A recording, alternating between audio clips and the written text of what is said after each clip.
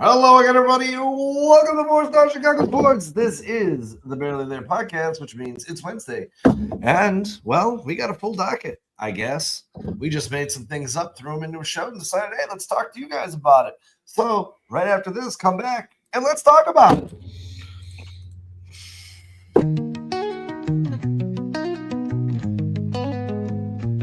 Windy City banners rocking 4 stars aligned. Dynasty dreams rise, Bulls in their prime. Cubs curse shattered, the victory divine. Fields be running, clock ticking on my timeline. Shot down heroes, legends never fade. Black Hawks flying, cutting ice with the blade. White Sox diamonds, the South Side parade. 4 stars shine bright, legacies they made. Mike with the crown, air rain, no dispute. Sweetness in the backfield, Walter in pursuit. Bear down Sunday's midfield, battles cute, Chicago. Well, hello again, everybody, and welcome to the show. On this beautiful November day. Yeah, right? This freezing in the middle of the afternoon today, dude. Jesus. Of course. We didn't have the heat on. It was just 66 degrees in my house. We're like, yeah, maybe time to turn the heat up a little bit. Oh, dude, I was just upstairs freezing. I actually fell asleep. I woke up. I'm like, oh, shit, it's 6:40. I gotta go. Yeah, that was pretty funny. How's everyone doing? Great, dude. I actually woke up pretty refreshed today. Bummer that really it's just baseball and FIFA right now, but I'll live. Well, apparently a lot of people like soccer, so. Yeah, they're all in other countries. I will say, by the way, have you seen all the videos? All these Europeans and everybody is coming over here to America, and we go there. We're seeing like the Eiffel Tower and the Coliseum and Big Ben. They're coming over here and they're going to like Buc-ee's and Wendy's. They probably love it. Oh, I know Walmart. I know Algeria picked the wrong state because they're practicing in Kansas, and I mean, I love the Jayhawks, but I don't know if I was coming to America. I'd be like, yeah, let's go Lawrence, Kansas. Let's try that. Probably not. Fun fact, Lawrence, Kansas has the most soccer fields of any county in the United States of America. Or Johnson County, Kansas, I should say. That's a fact I don't think I ever needed to know. Also, the Frisbee golf capital of the world, also the fountain capital of the United States. Well, at least they have something. That ain't much. So, what's going on, boys? Where you guys want to start on this gloomy, cold, rainy November day in June? Dealer's choice, dude. Let's talk about this receiver. Mr. Kaden Davis. Kaden Davis. Well, speaking of products of Kansas. Yeah, we can. Since we brought up Kaden Davis, we got a new white guy in the fold for the Bears here. I found it funny today because there was this guy, and I just said white guy because on the score, I was coming home today and they were talking about the Cubs, and this guy is like, the Cubs have no black members of their team in the organization. And then I started thinking, I was like, man, I think Ed Howard's black. I'm thinking BJ Murray's black. Ed Howard. They don't have any on the major league roster. Black. But nonetheless, Kaden Davis is, I guess, a Chicago Bear for now, return specialist from Ellsworth, Kansas, went to Northwest Missouri State University. Prior to that, attended Butler Community College, where he was a standout track athlete, multi-positional football player in high school, earning junior college academic honors before transferring. He's had a couple of cups of coffee in the NFL with the Panthers and the Lions and the Browns and the Cardinals and the Broncos. So what do you guys think of Kaden Davis joining the Bears? You know what's weird? He's another like punt returner, and the Bears have done this in the last couple of years where they get their big guys and then they just kind of like sign some of these smaller guys to help out with special teams and I'm sure for depth or whatever. But what's puzzling about this is they drafted Xavier Thomas, who was supposed to be like a returner.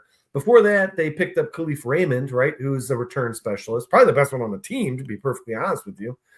And then now you got this kid here who's got some speed. I think he had like an 8.8 or something like that relative athletic score, so not too bad, not as high as you know, the Bears typically shoot for. But it makes me wonder, like, do they not like who they have for returning, or they just want, like, hey, you know what, Khalif, I think is better as a wide receiver for us, maybe in the slot. I don't know, but it's pretty puzzling that they keep bringing in all of these punt returners. Kyle, I'd love to hear your thoughts on it. I don't know what you're thinking about it, but it just seems weird. This is like the third punt returner they brought in. I actually thought the same thing you just said, Jason. I think that one of these guys, either Xavier Thomas or Khalif Raymond, is probably going to end up playing a significant role receiver, and they're probably just not Maybe willing both. Yeah, and they're not willing to risk the injury on kick returns and punt returns. So this guy will probably be, if he does make the roster, I'm assuming he's going to be either their kick return specialist or punt return specialist. And then Xavier Thomas would probably be the other one. But yeah, I mean, maybe just an insurance plan in case one of those two guys you were just talking about, Jason, gets injured. Because one of those guys gets injured, say Xavier Thomas or Khalif Raymond gets injured, then you just lost a receiver too. So it's not usually right. return or punt returner. You lost a receiver. So then you're probably going to take Khalif Raymond or whoever's healthy of the two off of kick and punt returns, knowing that you can't lose another receiver, and this guy would have to pick up the slack in special teams. That would be my guess. I mean, I don't know. He also did have flashes in the UFL at punt return, kick return. I don't remember exactly what his, Sean, maybe you have it, what his. He has 4 returns in the NFL for, I think, an average of like 33, just over 33 yards per return. It's a small sample size. So you can't really. He's a burner for 4.38. Yeah. 4.38 speed, experience. I'm going to profit here. Warm camp body. We'll see. No injuries. I don't expect Kaden Davis to be around very long with the Chicago Bears. Yeah. Maybe practice squad, but I said the same thing on Monday, guys, about Tony Fields II. I think this is a guy who, the more they fall in love with the guys on the 53 man, the more they could put these guys out there to take a beating during preseason. That's probably the case. And then they don't have to risk injury. If Xavier Thomas or Khalif Raymond returning punts in the preseason is probably going to be here just to get his ass kicked and then get cut at the end of the day. But you know what? If you can get your name in the building, if you can get your name people start talking about in the NFL, maybe you can get another job somewhere elsewhere. But Prophet asks, do you guys think that Ian Wheeler is coming back to the NFL? I do. I don't know if it's going to be with the Bears, but I do. I'd like to see him. He was great. I'd like to see him with the Bears. Yeah. So would I. And to be honest with you guys, I mean, I know he had the injuries and it sucked and it was unfortunate because that was like the most heartbreaking part of the entire Hard Knocks. But I don't think Ian Wheeler ever did anything in the NFL to prove that he's not like a capable NFL running back. He just played in the UFL though, didn't he? Yeah, and he was the MVP. He was the league MVP. I mean, he averaged 6.3 yards per carry in the UFL. It's pretty good. Yeah, I mean, the Bears didn't have any type of contract, so I don't believe they have any rights to him. So that kind of sucks. But at least it shows you that they can identify talent at running back. Yeah, I don't think they actually. You know what's funny is there's 2 or 3 Bears in the UFL who are lighting up the league. What was his name? What was the quarterback's name, Sean? Austin Reed? He was, I don't know how he's played since, but I know his first game in the UFL was the most passing yards in a single game in UFL history. I don't even know how long UFL's been around. I think it's changed. That league's changed names like 4 or 5 times. I think it's technically the same league as the USFL or whatever it used to be called, but I don't know how he's done since, but that's certainly something to be proud of, right? Wasn't the UFL supposed to be like a development league, or at least someplace, it's a little bit, because the arena, I don't think really develops NFL skills. You know what I'm saying? Well, I think that's kind of what it's becoming, Jason, because the Broncos just signed a receiver out of the UFL who's supposedly going to be, people are saying there's a chance he could be an absolute monster in the NFL. I know he's a monster physically. I know he's like 6'6", 220 pounds or something like that. I know he's huge, but he was amazing in the UFL. And the Broncos coming out of training camp, which I know we hear this from every training camp and every player, but coming out of training camp or mandatory minicamp, they're saying that kid's an absolute beast. I don't know. But it looks like it is starting to become kind of like a league where if the NFL is dealing with injuries, some team in the NFL is dealing with injuries, or they just haven't filled up their 92-man roster, whatever it is, that they can go look and search in the UFL. You'd imagine with all the kids who played college football, there'd be some talent out there, right? Undrafted free agents, but I guess these guys were good enough to play in a different league. Maybe they have a leg up on some of these kids who just graduated college. I think it's great for players. I mean, the arena, like I said, I don't think a lot of those skills transfer over into the NFL. It's so small. It's more run and gun. It's not even like what a lot of open space is. A lot of open space in that arena league, man. I feel like there's almost no defense. There isn't. Right. Brandon Aubrey might be your favorite UFL player ever to have success in the league. I was looking up some of the names earlier, and What's up, Vandeshar? AJ McCarron and Hakeem Butler. I mean, I do know that with the two moves that, since you brought up Aubrey, with the two moves the Bears made with Tony Fields and now him, the kicker that was in the Bears, he got dropped. Yeah, waived. He got waived. Yeah, and I don't remember who the I love Tony Fields as a backup, by the way. The other guy was 7 tackles in 10 games. It's not bad. The other guy who got waived to make room for Tony Fields, so the linebacker I've never heard of.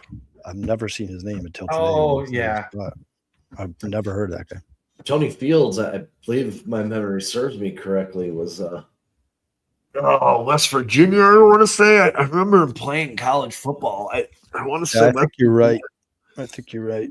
Maybe Arizona. He transferred to Arizona. Maybe I can't remember. I remember him playing. At first, I thought he was a Golden Domer, but didn't he get drafted by the Browns? That I don't know. I believe he did play for the Browns. Yeah, for like a 1 season or 2 or something like that.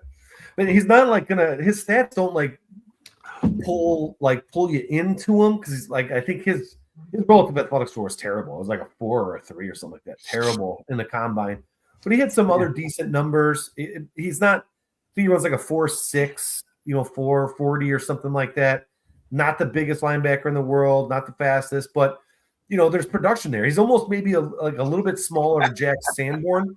So as a depth piece, I kind of like it. There's a nugget. I like that nugget from Prophet. Yeah. Tony Fields, I think the intrigue for Dennis Allen when it comes to Tony Fields is the size, man. He's kind of one of those gadget guys. I think he's like just over 6 foot, somewhere around 210, 220 pounds.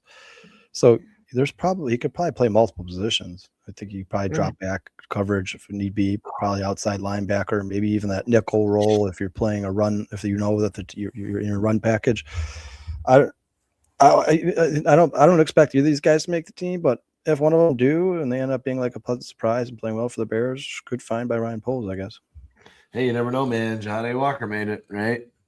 Yeah. He is Hippolyte. Prophet says he might be better. Michael Jackson. I love that they're.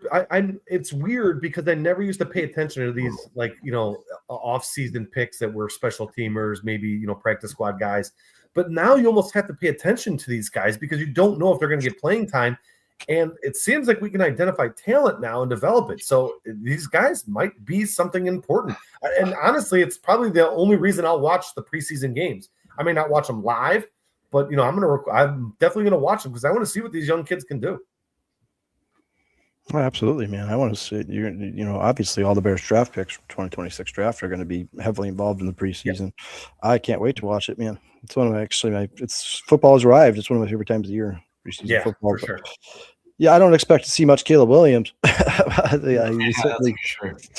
Certainly should see a fair share of Xavier Thomas and Logan Jones. Logan Jones is going to be a guy I keep a very close watch on during the preseason, man. If he plays the part and he looks like an NFL center, the Bears might want to start thinking about making that switch sooner rather than later. But even then, that might be difficult because he's going to be going up against second and third stringers. Yeah, the big thing for him is being able to identify coverages and getting them correct and getting them correct on time. That's I think going to be his biggest hurdle. The mental side of things, yeah, right, probably. Yeah, but I want to see Keyshawn Elliott. I want to see Sam Roush. See what they do with Sam Roush in the preseason. See if he's primarily a blocker, if he's a pass catcher. I can't wait. No, and Prophet just took the words out of my mouth here. He says, "I want to see Roush." Yeah, it's going to be interesting to see what role Sam Roush plays early on in the season. Probably mostly blocking, I would assume. But if the more that teams believe that he's solely on the field to block, the more Ben Johnson's going to want to sneak him out of there, man. Yeah, he's got a pretty good catch rate too. He's I think we've talked about this before, but he's basically just a younger, maybe not as talented, but just a younger Cole Kmet. Yeah, that the Sam Roush draft pick probably didn't spell it wasn't good for Cole Kmet. I think at the end of the day, the Bears probably plan on moving on from Cole Kmet. And I wouldn't be surprised at all if the Bears are impressed with Sam Roush early, if Cole Kmet becomes a possible trade piece to add another draft pick to next year's draft. Because is Cole Kmet the last year of his contract? Is it this year? I thought it might be next year. I was about to look it up, but yeah, I so know then he's the longest tenured Bear. Nobody's been a Bear longer than him right now. They still have time then, because you definitely don't want them to walk in free agency, because Cole Kmet is probably their most valuable trade piece right now. So you definitely don't want him walking in free agency for nothing. But if you got another year on his contract, I would keep Cole in the building as long as I possibly can. I would honestly be a little surprised if Cole Kmet was moved, just kind of based on everything you hear. As far he signed through 27. I was just going to say he signed through 27. How much of a leader he is in the locker room. I guess DJ Moore was that too, and he got traded away. But everything you hear from teammates and around is how important he is and vital piece to that leadership role, to that locker room. I would personally be surprised, but I guess in this day and age, nothing surprises me. They do like him, though. I mean, they've extended him, twice? I mean, like Cole Kmet's I've always loved Cole Kmet. I know some people, especially on this channel, don't think he's that good of a football player, but I've always liked Cole Kmet. I've always thought he's a solid football player. He's never Travis Kelce, Tony Gonzalez, but the dude's a solid football player, man. And he gets picked apart for every mistake that he makes, but never gets talked about his drop rate or his catch rate, I should say, not his drop rate, catch rate, whichever one you want.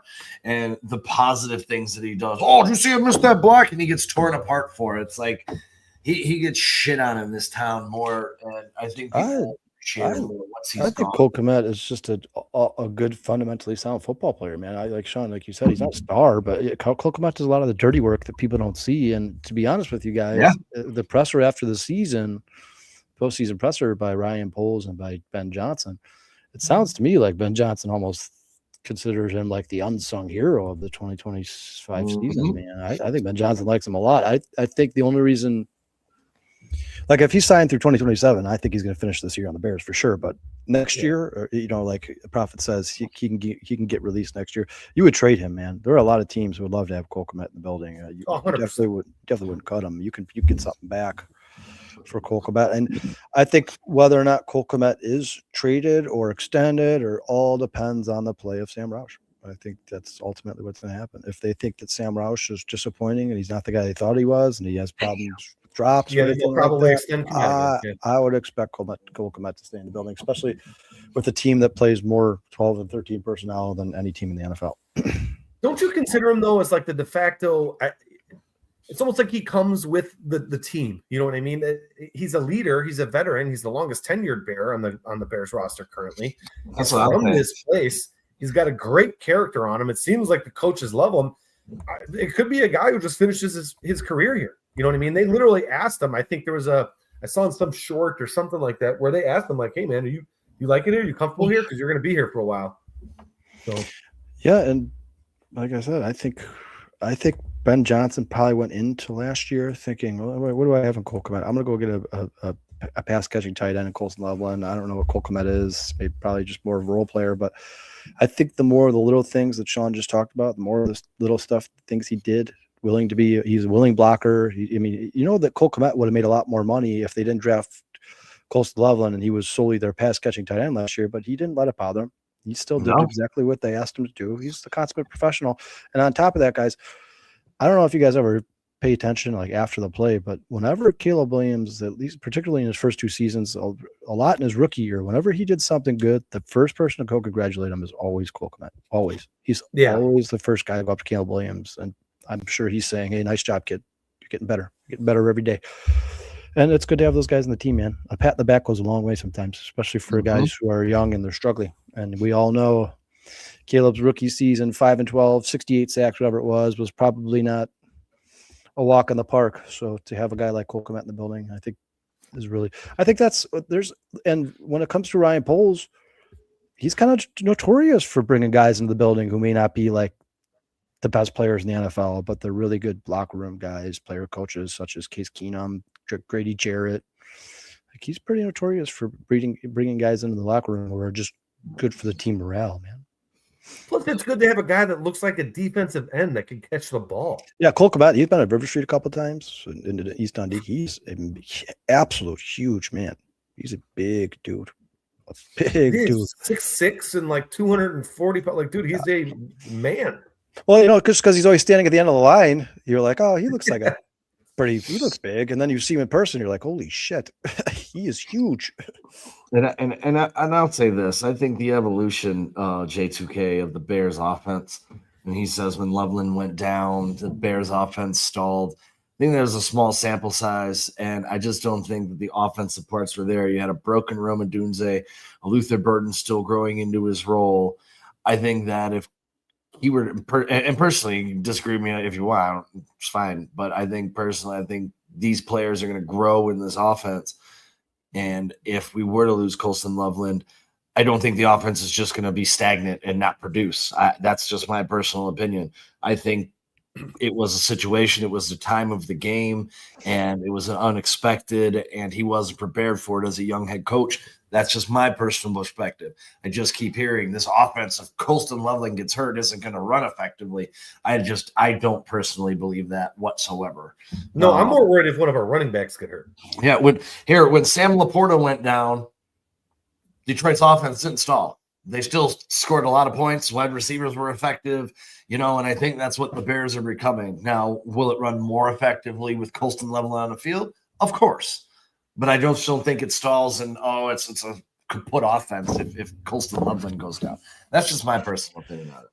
I will say this, regardless of what's I don't know exactly what Sam Roush was brought here to do. I think if you listen to the NFL scouts and the college scouts, they say he was probably the best blocker in the draft. I do think that if Colston Loveland did have to miss some time this year, it would be Cole Kmet in that role, I don't think it'd be Sam Roush. I think Cole Kmet would be the guy running routes and catching touchdowns. And that's no disrespect to Sam Roush because, like I said, I haven't even seen him play a game for the Bears yet. Who knows how good he is as a pass catcher? I don't know. But I do think right now, and you guys have talked about it a million times, the trust factor is huge for Ben Johnson. That means a lot to him.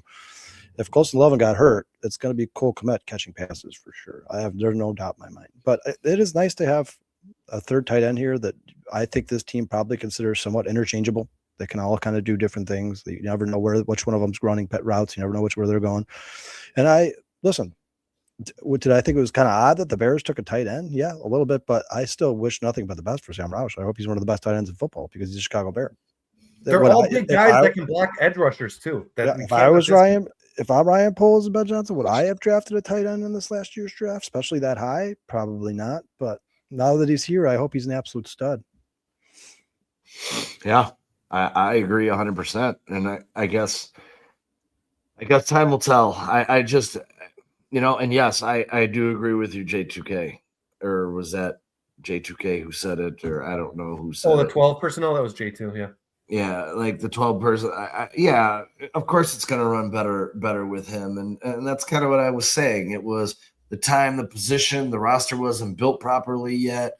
You still had Burden learning his route tree, not as effective in the offense. Odunze with his broken foot, So time, situation, I just think now they're in a better position. I think that the players understand the offense. It's going to be more rhythmic. And I just don't think that one player going down. Obviously, if you lose Loveland, you lose Burden. Yeah, well, now you're talking about a big problem. But I just think that if the Bears were in that situation in a tight game versus a good team and Colston Loveland went down, I still think the offense would be able to be effective. Kayla will be able to get the ball out to his receivers, maybe even Kmet, Roush, whoever it may be. And I don't think you'll see this we stalled because Loveland got hurt stuff this year. That's just my personal opinion.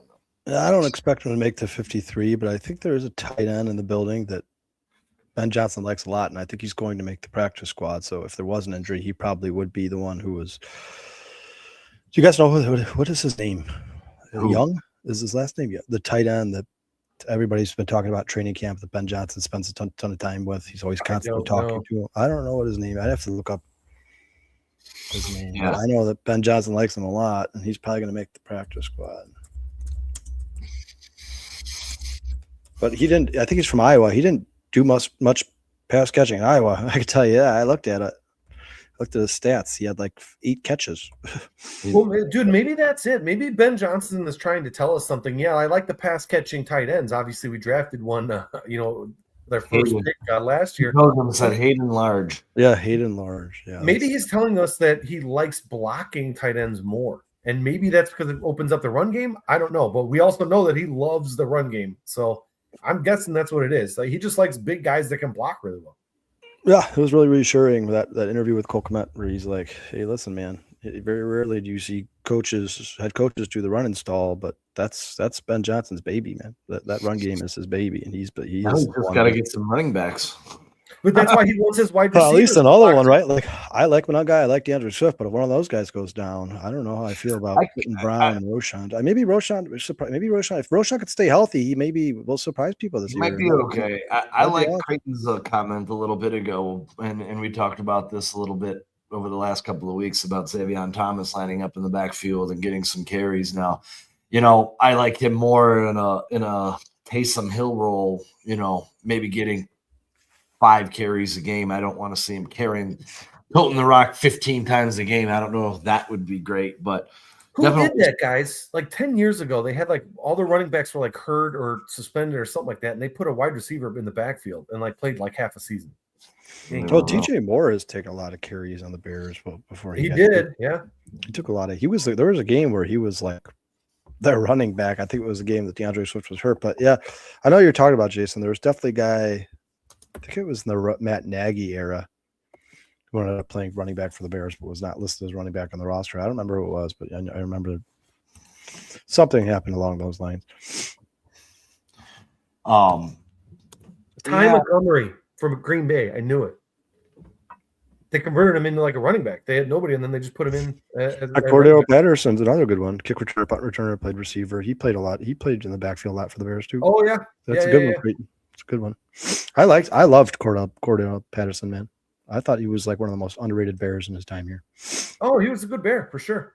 Yeah, he wound up getting a pretty good contract over. Where did he go back to Atlanta or something like that? I think he went back to Atlanta. He was good everywhere he went. Everywhere he went, he was really good. He was underrated everywhere he went. Bears didn't utilize him right here. He went back to Atlanta right after the Bears and destroyed it, dude. Yeah, he had a really good season. I think that was that was his last season in the NFL, wasn't it? Yeah, I think so. And I think he played a couple of years after he left the Bears. Yeah, he's retired now, right? He's definitely retired now, right? I don't know. Actually, I haven't heard his name in a long time. You know that Prophet just said he likes the long snapper. Kind of bring it back full circle. I believe Kmet is the backup long snapper. So, yeah, he hasn't played since 2024. Who's this? Cordero Patterson. Cordero Patterson. Yeah, he spent 21, 22, and 23 with the Falcons, and then went to the Steelers and retired on the Steelers. Super Bowl champion, 4-time All-Pro, 3-time second-team All-Pro, 4-time Pro Bowler, 2-time kickoff return leader. I mean, great career for one Cordero Patterson. Who did he win his Super Bowl with? What's that? Who did he win his Super Bowl with? New England. New England? New England, yes. 13-3 over the Rams. God, what a boring Super Bowl that game sucked. That was the double doink year, because I remember thinking to myself watching that game, like, listen, I know the Bears aren't the best team in the history of football, but I think they could have beaten these two fucking teams, dude. At least that year the Bears were scoring points too. Man, underrated defense. That was the Vic Fangio year right before he left. Oh yeah. Their defense looked really good, but yeah, I remember watching that Super Bowl thinking, man, if the Bears, if Cody Parkey didn't suck, I think the Bears could have won the Super Bowl. I think we're having a long snapper debate in the chat right now. You guys know that there's nothing going on in the NFL offseason if we're having a long snapper debate. What's up, James? Oh boy. Hey, there's a little double for Matt Shaw. He's going to score the first RBI of the game, and somehow Bregman got on. Here comes another run around the score. The Cubs are up 2-0, and Matt Shaw's in the third with a triple. Hey! By the way, if you're a lineman that can't make the team, like say a Joshua Kreutz, start long snapping, dude. Start perfecting that long snap down, and if you become a long snapper, you could be the next team, any team's Patrick Manley, playing in the league for 18 years. Creighton, he's not that big. Vandenberg's just around 300 pounds, I believe, 305 pounds, something like that. He's not your typical. Like, Dennis Allen doesn't like those 320, 330 pound guys, man. Isn't he just over 300 pounds? Looking him up because I don't remember. I have his profile somewhere, but he's a tackle, so I wouldn't be surprised if he was like 310. 6'3", 300 pounds. Yeah. Yeah. He's gonna gain a little bit of weight when he gets to the NFL because their workout regimen is much different than college, and they always have these guys eat a lot more food when they get to these organizations, when they get to the NFL. But he's not huge by any means necessary. I to be honest with you, I like Vandenberg exactly where he's at because the 10 RAS score is pretty much undebatable, right? You'd like to keep him exactly where his weight is, continue that honing on that speed and that athleticism, man. For a big dude, that guy can move. Oh, and then we got that the Vanilla Gorilla guy too. The Vanilla Gorilla, my guy. I just love the nickname. I don't know if he's worth of shit, but I love the nickname. I think that's what we should have gave Jeff the nickname instead of Silverback. Call him the Vanilla Gorilla. Well, I know that they said in the mandatory minicamp that what's his name? The Bears offensive line coach spent a lot of time with the Vanilla Gorilla. Good. Hopefully they're getting some good depth because it's been one of my biggest gripes about this organization is not developing depth and not having proper players in the proper spots. You know, when you look around the league, when you look around the Packers, generally, whoever they plug in seems to be good. The Vikings, the Eagles, the Packer, or the fucking Patriots, it's just like everybody has depth except for the Bears, but it does seem as though we're starting to gain a little depth in that department. Well, and it makes this Bears fan very happy. Well, and it seems like Dan Rochar is one of those guys who can like make something out of nothing, man. Like basically everybody who's brought here, he can make them. I mean, dude, you guys, to be honest with you, if you look at the guys who came in last year, the backups, Jordan Montgomery, they all played pretty well. The Bears didn't really have an offensive lineman outside of Braxton Jones last year that was like just a noticeable handicap, just stuck out because of how bad he was. Mostly every offensive lineman that played for snaps for the Bears last year played pretty damn well. Yeah, we talked about this Jaden Loving kid, Creighton, and we are our early fans of his. Let's see what training camp brings. What's up, Dante? Those are two guys, the Vanilla Gorilla and Jaden Loving. Those are two guys who I 100% expect to make the roster because not maybe the 53 man, but definitely the practice squad because I think they're the two highest paid undrafted free agents in NFL history, if I'm not mistaken. Yeah, they're trying to tell you what's going to happen. They're not going to do that and then let those guys walk out the door. Yeah, like if you wanted them that bad, you're like, I'm going to give this guy $350,000 to maybe make the team. I don't think so. You can chew on this for a minute. James says he sees big holes, 2 on the offense, 3 on the defense, and I don't agree with all of his here. I don't think there's a hole at center right now. I don't think there's a hole at cornerback right now. Defensive end, maybe depth-wise, I like our 2 starters. Left tackle's been obviously a question mark for years, but I don't know. I don't. If Braxton Jones can get to what his ceiling is, about any player, he's serviceable. Well, he's serviceable, but he still sucks. Yeah, and maybe center. There'll be some ups and downs at center to start the season, but I think the Bears have 100% faith that Logan Jones is going to be a Pro Bowl caliber player. I think if they didn't, they wouldn't have taken him in the second round of the NFL draft. And I trust this coaching staff. And if they're telling us, hey guys, this guy is worth a second round pick, he's that good, he's going to be that good in the NFL as a center, I don't expect them to have too many problems with it. I mean, listen, obviously he's going to have growing pains. I'm not saying that there's not going to be times this season, but when you say there's a hole at center, that's almost like saying we don't have one on the roster. I think we do. It's just going to. We have one that just played the Super Bowl. I think that's good enough.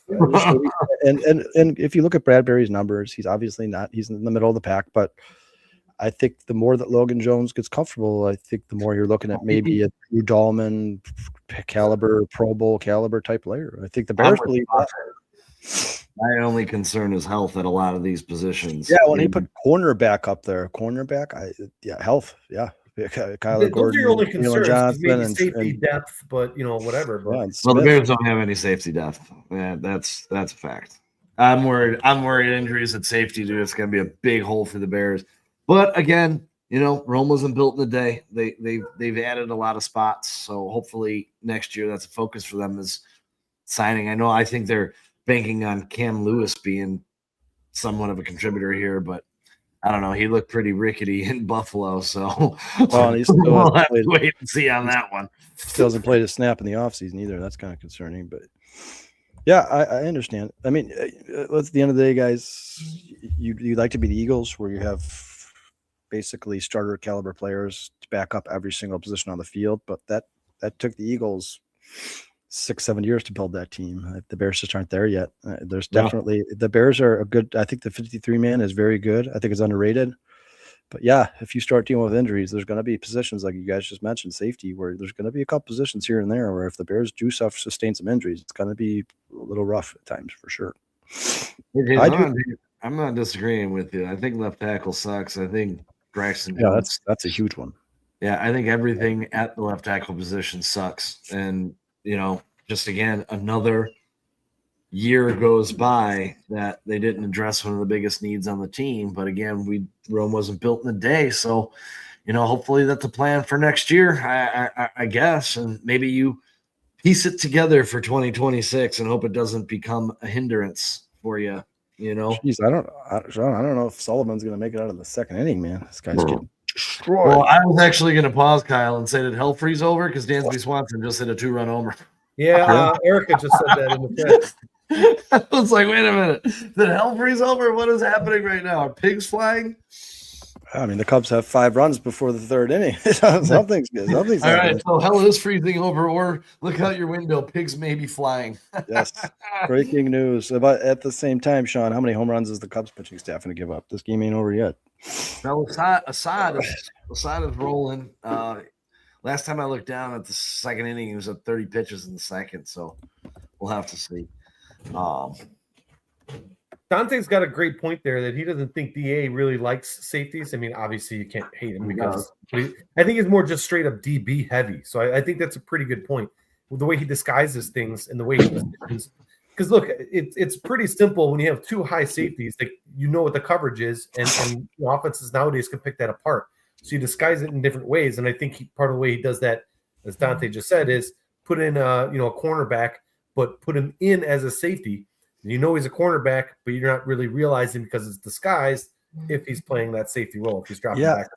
I think it's probably delusions of grandeur, but I think if Dennis Allen had it his way, all 5 secondary guys could play all 5 secondary positions. I think his perfect scenario would be every corner can play safety, every corner can play nickel and outside, every safety can play corner. I think that's probably, you guys know, everybody who's on this in this chat, all these Bears fans, you guys know that Kobe Bryant has played corner, strong safety, free safety, nickel. He's played every position in the secondary, and I think that's a big reason why he was signed by the Chicago Bears. J2 made a good point here too. DA was a college safety, came up through the coaching ranks as a safety coach, so maybe he does like safeties there. Yeah, and James, I think we talked about this a few times on the show here. Austin Booker was an absolute beast down the stretch, and if he doesn't miss 6 weeks, he probably has double-digit sacks last year. Wound up with 6 quarterback hits, 3.5 sacks. Play a little smarter too. Avoid the penalties against the Packers. He lived in Jordan Love's lap. He hit him, couple helmet to helmet, whatever. He'll have to figure that out. They'll have to work on his technique. But Austin Booker is just an ascending player. And, I guess we're not watching the same guy because, he made his presence felt throughout the season. After a couple games, after he got his feet under him, it wasn't like he came off that missing 6 weeks and he was a stud. But the more he played, the more you saw it. The power, the speed, the moves off the edge. He was beating his defender. Like, he looked pretty damn good. You guys, if you took the last 10 pounds of muscle too. If you took the last 6 weeks of the season, just the last 6 weeks, and Sean, like you said, he probably was still a little bit banged up. Yeah, coming off the injury. If you took the last 6 weeks of the season and you give him those 2 sacks that the NFL took away from him for head-to-head contact, whatever you want, but which by the way, guys, a different conversation for a different day. But if they could take a sack away from him all day, every day, as long as he knocks the quarterback out of the game, I'm fine with it. Like, please, yeah, keep doing that shit, please.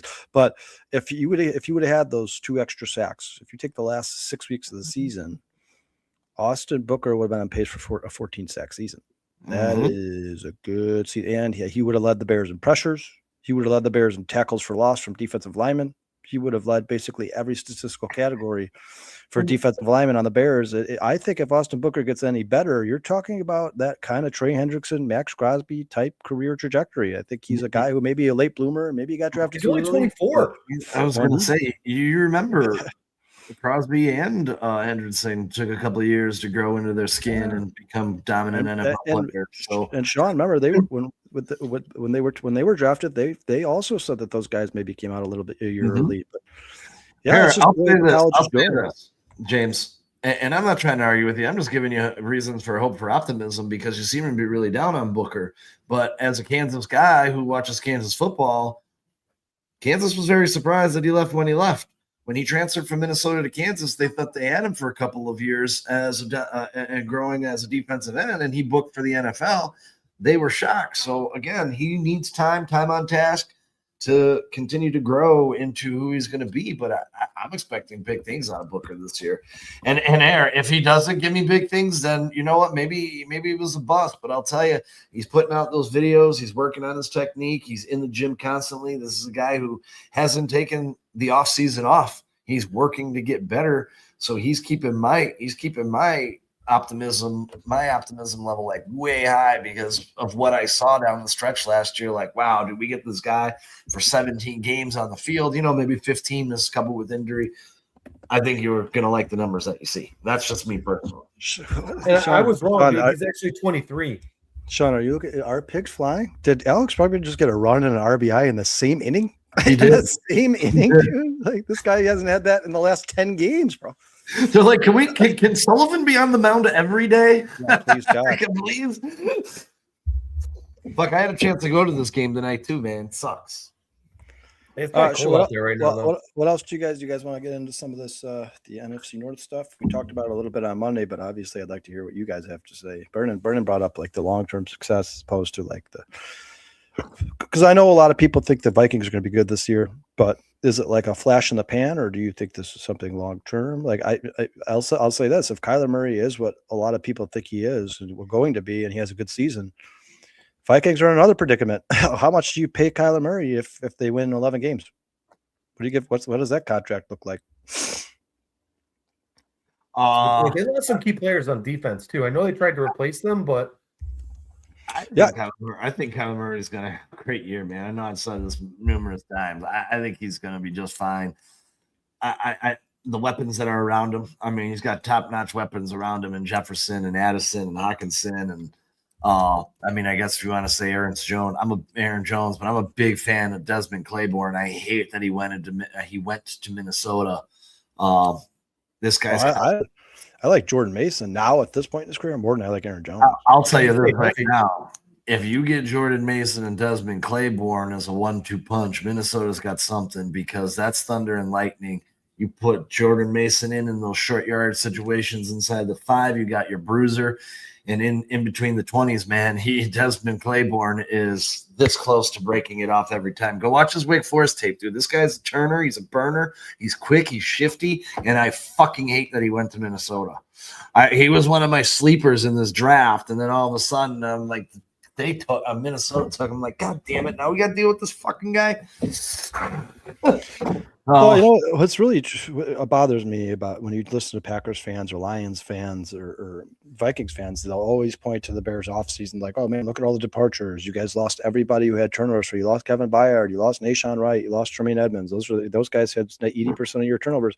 Dude, guys, look at the departures around the NFC North. Not much better for anybody else. The Packers lost Romeo Doubs, Malik Willis. And who did they replace Malik Willis with? Who's their backup now? I don't even know. It's somebody awful. Well, I mean, it kind of matters for them, man, because Jordan Love has missed, I think, numerous games the last 2 seasons, right? So their backup quarterback's been pretty important in Green Bay up there.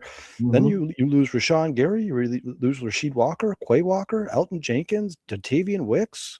And a lot of people are saying Dontavian Wicks was just coming into his own, and he's going to have a great season for the Eagles. Then the Packers had to come out and basically admit that the Nate Hobbs signing was absolute dog shit. They cut him. It was for the first year of his 3-year contract.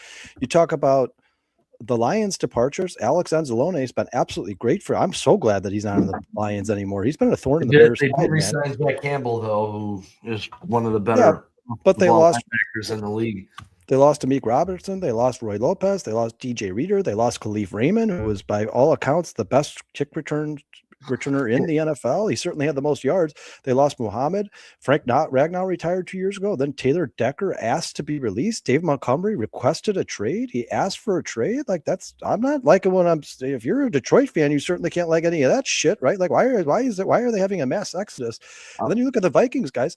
Who's another guy that's stuck on the Bears side for the last 15 years? Harrison Smith, gone. Javon Hargrave, gone. But Jonathan Allen, gone. Ryan Kelly, gone. I know CJ Ham's just like that a stud defensive line doesn't look the same anymore. Yeah, I mean, you guys, they're all 4 of these teams lost guys who have been a big part of their organizations for a while now. The Bears just lost a couple of guys we brought in last year and played well.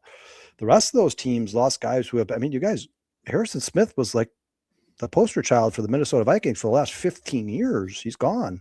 Alex Anzalone, I don't watch a ton of Lions games, but I know every time he played the Bears, he looked like one of the best linebackers in football. Maybe that's just the Bears. I don't know. But all these teams, I think Romeo Doubs was probably their best, at least their most consistent receiver, I should say. Maybe not their best receiver, but most consistent receiver. All of these teams have holes now. They all do. They all have holes. And even like when we talk about, Dustin brought it up on Monday, yeah, but the Vikings had a really good draft. Yeah, but you don't expect those guys, and Dante brings Greenyard up again. I forgot him again. I apologize. Yeah, you don't expect these draft picks to come in and be what Romeo Doubs was in his 3rd year in his career. Like, it's going to take time. These guys aren't just going to be an automatic replacement. There's going to be growing pains for everybody. I think when it comes to the NFC North, if you talk about their off seasons, they're all pretty similar, man. They're all pretty similar. And I don't know. I still think the Bears had a better offseason. We did lose, to me, the 2 biggest losses are Dahlman and DJ Moore, right? But we got compensation for the trade for DJ, and I think we already had his replacement on the team anyways. And honestly, I don't think I've ever seen anybody address a center loss faster than what the Bears did. I mean, it was like 2 weeks later they had a center, and then they drafted a miniature Dahlman, like a younger Dahlman. So those were the 2 big losses. I mean, other than who? Edmonds, Tremaine Edmonds at linebacker. And I personally don't consider Tremaine Edmonds or Nahshon Wright that big of losses. Kevin Byard might hurt a little bit just early. Oh, Byard too. Shit. Yeah. I don't know how long Dylan Thieneman's going to take to get comfortable in this defense or in the NFL. There goes that no, guys. Yeah, I don't know, man. A lot of people talk about the Bears like their entire team was torn to shreds this offseason. It's the same thing I said on Monday. Now I'd like to hear what you guys think, man.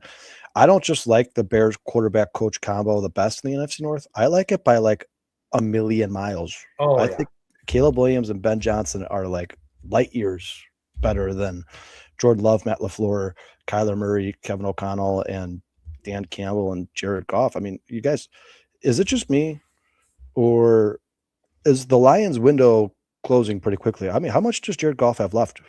And how many more excuses does Dan Campbell have before the team starts going, we've added a lot of talent to this roster. If they don't make the playoffs again, I think he's fired. It's because they've been on the decline. That's a really good point. And honestly, Jordan Love, I think Jordan Love might be more of a product of Matt LaFleur than being a really good quarterback. I think LaFleur is a really good play caller, and I think that's why Jordan Love succeeds. Where he doesn't succeed is not a bad play call. He fails because he throws picks. Not a lot of them, just really bad picks at really bad times. And he's done it his whole career. So he's got potential. But again, I think that is more of the coach. Now, Patrick Mahomes is Patrick Mahomes. They've got a really good play caller over there too. But Patrick Mahomes does things that, like only Caleb Williams it can do. Jordan Love isn't doing things that you haven't seen before. Jordan Love's throwing the ball. He's not special. He's good. I'm not gonna be one of those Bears fans who comes out here and is like, Jordan Love's a terrible quarterback. He sucks. Look at the numbers. He doesn't suck. But for Bears fans who are used to getting their asses kicked by Brett Favre and Aaron Rodgers, Jordan Love is best. You're like, it's like a breath of fresh air. You're like, oh, thank God it's Jordan Love. It's not one of those two guys because he's not special. He's not special. He's not like Aaron Rodgers when the Bears were up by 2 touchdowns against the Packers with a quarter left. You just knew. You knew it. You're like, oh, the Bears are losing this game. They're not have a 30-point lead, so they're losing this game. Jordan Love's not the same. He's not even in that conversation. Like if the Bears were up by 2 touchdowns in the fourth quarter, the game is probably over. The Bears won. Jared Goff can manage a game really well, but that was a pretty high-powered offense. He's still a pretty damn good quarterback, especially if you look at his stats. But does Jared Goff scare you? No, not really. The offense maybe does, but not Jared Goff, right? Jahmyr Gibbs scares you, right? Not AJ Brown, sorry. Amon-Ra St. Brown scares you. Aiden Hutchins, but Jared Goff doesn't scare you. And honestly, J.J. McCarthy does not scare you at all. You almost want him to win the starting job if you're a Bears fan, to be perfectly honest with you. Go ahead. No, I was going to say somebody, I think James said it, or maybe it was Dante, I forget who said it, but Prophet maybe. The biggest indictment on Kyler Murray right now is that he hasn't beaten out JJ. Now they could be just saying that because they don't want to really, disclose who's going to be their starting quarterback. But to me, the only scary quarterback in the NFC North is Caleb Williams. I'm not saying he's the only good quarterback in the NFC North, but he's the only one that scares you. You don't want him with the ball in the fourth quarter. You want to just not get him the ball in the fourth quarter. That's the only way you can stop him. He's the only one. He's certainly the only one in the generational conversation. Yeah. The only one. Sean, sorry, Sean, you're about to chime in there. I was just going to say, for me, it's Jordan Love is, how do I say this? He doesn't show up in the big moments. Right. I guess, he's 1-3 in the postseason. He had that big, touchdown game against the Cowboys where he threw like 4 or 5 touchdowns. And if you take that one game away from him in his 4 games, he's turned the ball over more than he's thrown touchdowns. He's got 9 touchdowns, 5 interceptions in the playoffs. Overall, I do think the division is in a little bit of a decline. I still think obviously there's still some holes in the Bears, but I'll say I don't think the Vikings are. I said this earlier. I think we made the predictions a couple of weeks ago, and I picked the Vikings to finish second in the division behind the Bears. I still think that if the Bears can win on offense, I think Kyler Murray and the boys can win on offense too. Getting the ball in the JJ's hands, getting the ball. Jordan Addison's dangerous as can be. I don't even know who their third receiver is anymore because Jalen Naylor is gone. Yeah, that's Juwan Jennings. They have the best receiving core. They have Juwan Jennings. There you go. They have the best receiving core in the NFL. I think Justin, but Sean, you've been saying it since day one. I think Justin Jefferson is still the best receiver in the NFL. I mean, guys, did you guys see that? Real quick, guys, 5th of 9. I'm sorry if I've never seen you here before, man, or I just don't recognize the name. Thanks for joining the show, man. We appreciate you. I agree with you 100%. He says if you face Caleb and the Bears in the fourth quarter, if you face Caleb and the Bears fourth quarter with a close game, you better have a good defense and you trust your game plan. Yeah, 100%, man. Caleb is he's just a different guy. I'll say this: third down, the end of the half, and the end of the game. Does a good defense really matter when your quarterback is great? That's what I'm saying. Like he's the only generational quarterback in the NFL. Like Kyler has flaws, and Caleb right now has flaws. You talk about the ceiling. Let's just say this. I don't think Kyler Murray's a generational quarterback. I think Kyler Murray put in the right situation is going to put up really good numbers with what's being put around him.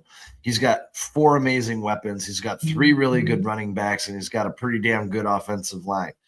I think that's the only reason I'm saying this. If they would have gotten anybody else other than Kyler Murray that could be a decent quarterback with a good pedigree, I probably would say that too. And I know people don't want to say that Kyler Murray is a good quarterback, this and that. Well, the numbers tell you different. He's not great. He's also not awful. He's pretty damn good.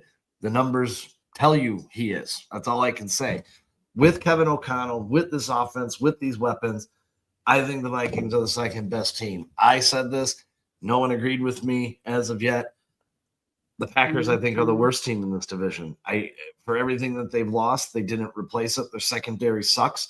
They don't Not going to have Micah Parsons for a while. Well, they don't have wide receivers. I mean, the wide receiver room. I guess we'll see what Matthew Golden does in his second year. Maybe he surprises us. He's a 1,000-yard receiver with 8 to 10 touchdowns. Who knows? I'm a big fan of Jaden Reed, but he can't stay on the field. Christian Watson, we all know he can't stay on the field with his new Sean, mask. it's hard to increase your touchdown production by 800%. So and Sean, I'd love to agree with you. And listen, you know where I stand on Kyler Murray. I think he's very up and down, and I think he has a huge injury risk, and the fumbles are a problem. I mean, there's a lot of Kyler has great moments. He has moments that I think he probably isn't proud of. I would love to pick the Packers to be the worst team in the division. The problem is it hasn't happened in 50 years. So it's like, I said this about the Chiefs last year and I was wrong. I said, until the Chiefs don't make the playoffs, I'm not going to pick them to miss the playoffs. Now, obviously they lost their quarterback and a couple of the best players throughout the season, but until the Packers suck, I just can't pick them. Here's the thing. I've never seen them suck. Well, here's the thing with the Packers. You have Tucker Kraft, and I think we all agree that Tucker Kraft's one hell of a football player. He's one of the better tight ends in football. Okay. But outside of him, who's your playmakers? You trust do you trust Matthew Golden? Do you trust Jaden Reed? I mean, Christian Watson, when he's on the field, as much as I want to throw up in my mouth saying it, he's pretty deadly when he stays on the field. The problem is you probably didn't count on him for 8 games a year. Yeah. So I don't know, man. Without Micah Parsons for the first 5 weeks, the Packers have a tough schedule. Personally, I think they lose in they lose in Minnesota in week 1 before Minnesota heads to Chicago. The Packers schedule is pretty tough, and I just look at that roster, and I'm not trying to be a biased Bears fan. I just look at that roster, and nothing says, "Wow, this is special." It's just okay. It's just okay. The Lions have a better roster, I think, and I think the Vikings have a better roster, and I think the Bears have a better roster. I think the Packers have the worst roster in the NFC North, and you might be right, Sean. But look at it on paper. Look at it, put it on paper. And if you're talking about in the division, if the Packers lose week 1, they're 0-1 in the division. I don't know who they play in week 2. But they're going to split with the Bears. So right there, you're 1-2. At a minimum, they're going to split with the Bears. They're going to be 1-2. Most likely split with Detroit, even though I believe they swept Detroit last year. I think Detroit will get them once. That's 1-3. So you're 3-3 in the division. And you still got a lot of tough teams on your schedule. I don't know, man. I had the Packers at 6 wins. I may change it to 7 after I look at the schedule one more time. I just don't see anything great about this football team, but that's just me. I know everyone's going to pick the Packers because, like you said, Kyle, the Packers always find a way. They never suck, I don't know. I think that roster is a big hindrance to them, man, personally. I will say, Sean, you know what, Sean, you got to remember, Josh Jacobs is having legal issues. I'm not saying he's not going to get suspended, but usually people that have legal issues don't really play their best years because they're their mind is in another place. I don't want to go to jail. In my lifetime as a Bears fan, Sean, to that point, this is probably the most vulnerable I've ever seen the Packers because I think Ted Thompson was a huge part of their success. And let's face it, that's right. He's gone. Their free agency classes and drafts just haven't been the same as they were when Ted Thompson was here. It's just not the same organization. I think a lot of people, including Packers fans, didn't really realize how much Ted Thompson, just how good he was. I think he was a big part of their success. I don't know. The only thing that scares me about the Packers, and Tustin brings it up in the chat here, man, is whether you like him or not, man, Micah Parsons, once he does get healthy, that's some scary shit. That guy, you guys, there's been numerous times last season. I don't know what it is about Micah Parsons. Maybe the refs just don't like him. But I could have pointed you, and I hate saying this as a Bears fan. I absolutely hate saying this because I don't like making excuses for other teams. But I could have pointed to at least 30 plays where they should have been called holding. They should have been called holding. I mean, it was obvious, blatantly obvious. Not things where it's like, well, maybe the ref had a bad vantage point. I'm talking about arm around the throat. Like, how is that not holding? That has to be holding. And I think he's going to get a lot more of those calls this year. I think he's going to be, and especially now that you have Braxton Jones on the left side. I think Micah Parsons is going to be that guy who's a thorn in the Cubs side or in the Bears side for a long time. And honestly, what if he needs a ramp up to, what if his body's, he's back? I don't hope injury on anybody, but I hope that there's some hiccup. 8 weeks, man. I hope. 8 weeks. That's right. although if you look at Micah Parsons right now, he is doing in these videos that he's been putting out on Instagram and shit, he is doing full football activities. It's not like he's still rehabbing. I was actually watching some of his rehab fit, and I'm actually kind of surprised he's choosing to go on the pup, but there's probably a reason. I'm not a medical doctor. I did play one on television, but I mean, he looks really good in those videos. He might just come out in week 6 and fucking explode. I don't know. Week 4, maybe, whenever he can come. Week 5, I think it's week 5 he can come back. Week 5, when do the Bears play the Packers? Is week 5? I got the fucking schedule in here somewhere. I don't know, but I think pup is minimum 4 weeks, right? Yeah, week 5. He's eligible to come back versus the Bears. So at Green Bay, week 5, when he can come back against the Bears. I mean, maybe he'll be ready. Maybe the Packers will choose to use him in limited snaps. But I mean, Kyle, you just went over it. When you look at the Packers roster, look at all those top draft picks and players that left. And maybe their secondary is good. They still have Kashin Nixon. I think that dude sucks. I don't think he's that good. They got rid of Hobbs. I'm not like some of these other guys. I like Brandon Sissay a little bit. Sissy, however you say his name. He might develop into a good player, but again, he's a rookie, man, and it takes those cornerbacks a couple of years to acclimate to the league. So I don't know, man. I could be dead wrong. Packers could win 12 games this year. I doubt it, but we'll find out, won't we? I think I'm probably more like an 8 or 9 win season for them. I'm not saying this because I'm a biased Bears fan. This is, you guys know me. I never think with my heart over my brain. I've said Aaron Rodgers is the best pure passer in NFL history, not quarterback, pure passer. And I know people hate hearing me say that. That's just my opinion. I have no problem giving credit where credit is due, but I agree. I mean, listen, I'm not saying this because I'm a Bears fan. I honestly do like the Bears situation better than anybody else in the NFC North. And Sean, I agree with you. I don't think you play the odds, right? It's not going to happen forever that the NFC North is the best division of football. One of these teams is going to fall off at some point. And I don't think it's the team with what could be the best coach and play caller in the NFL and what could be the best quarterback in the NFL. I don't think it's going to be that team. But one of these teams at some point is not going to have a winning record. I don't know who it is. Maybe it's the Packers, maybe it's the Lions, maybe it's the Vikings. I don't know who. But you're not going to have 10 seasons in a row where all 4 teams in the NFC North finish the season over 500. It's not going to happen. And I think the Bears right now have the brightest future. I think they have the most potential. I agree because of Caleb Williams. Mm-hmm. And I will say that driven league. Ben Johnson. That's not, dude. Why aren't they reviewing that? That bounced in his glove. For the love of Christ, give Dansby a hit. I will say this, and I'm going to stay on record. And when we do our preseason show here, or our show to make our predictions at the end of the year, I'm not changing it because I don't like this roster. I don't see it.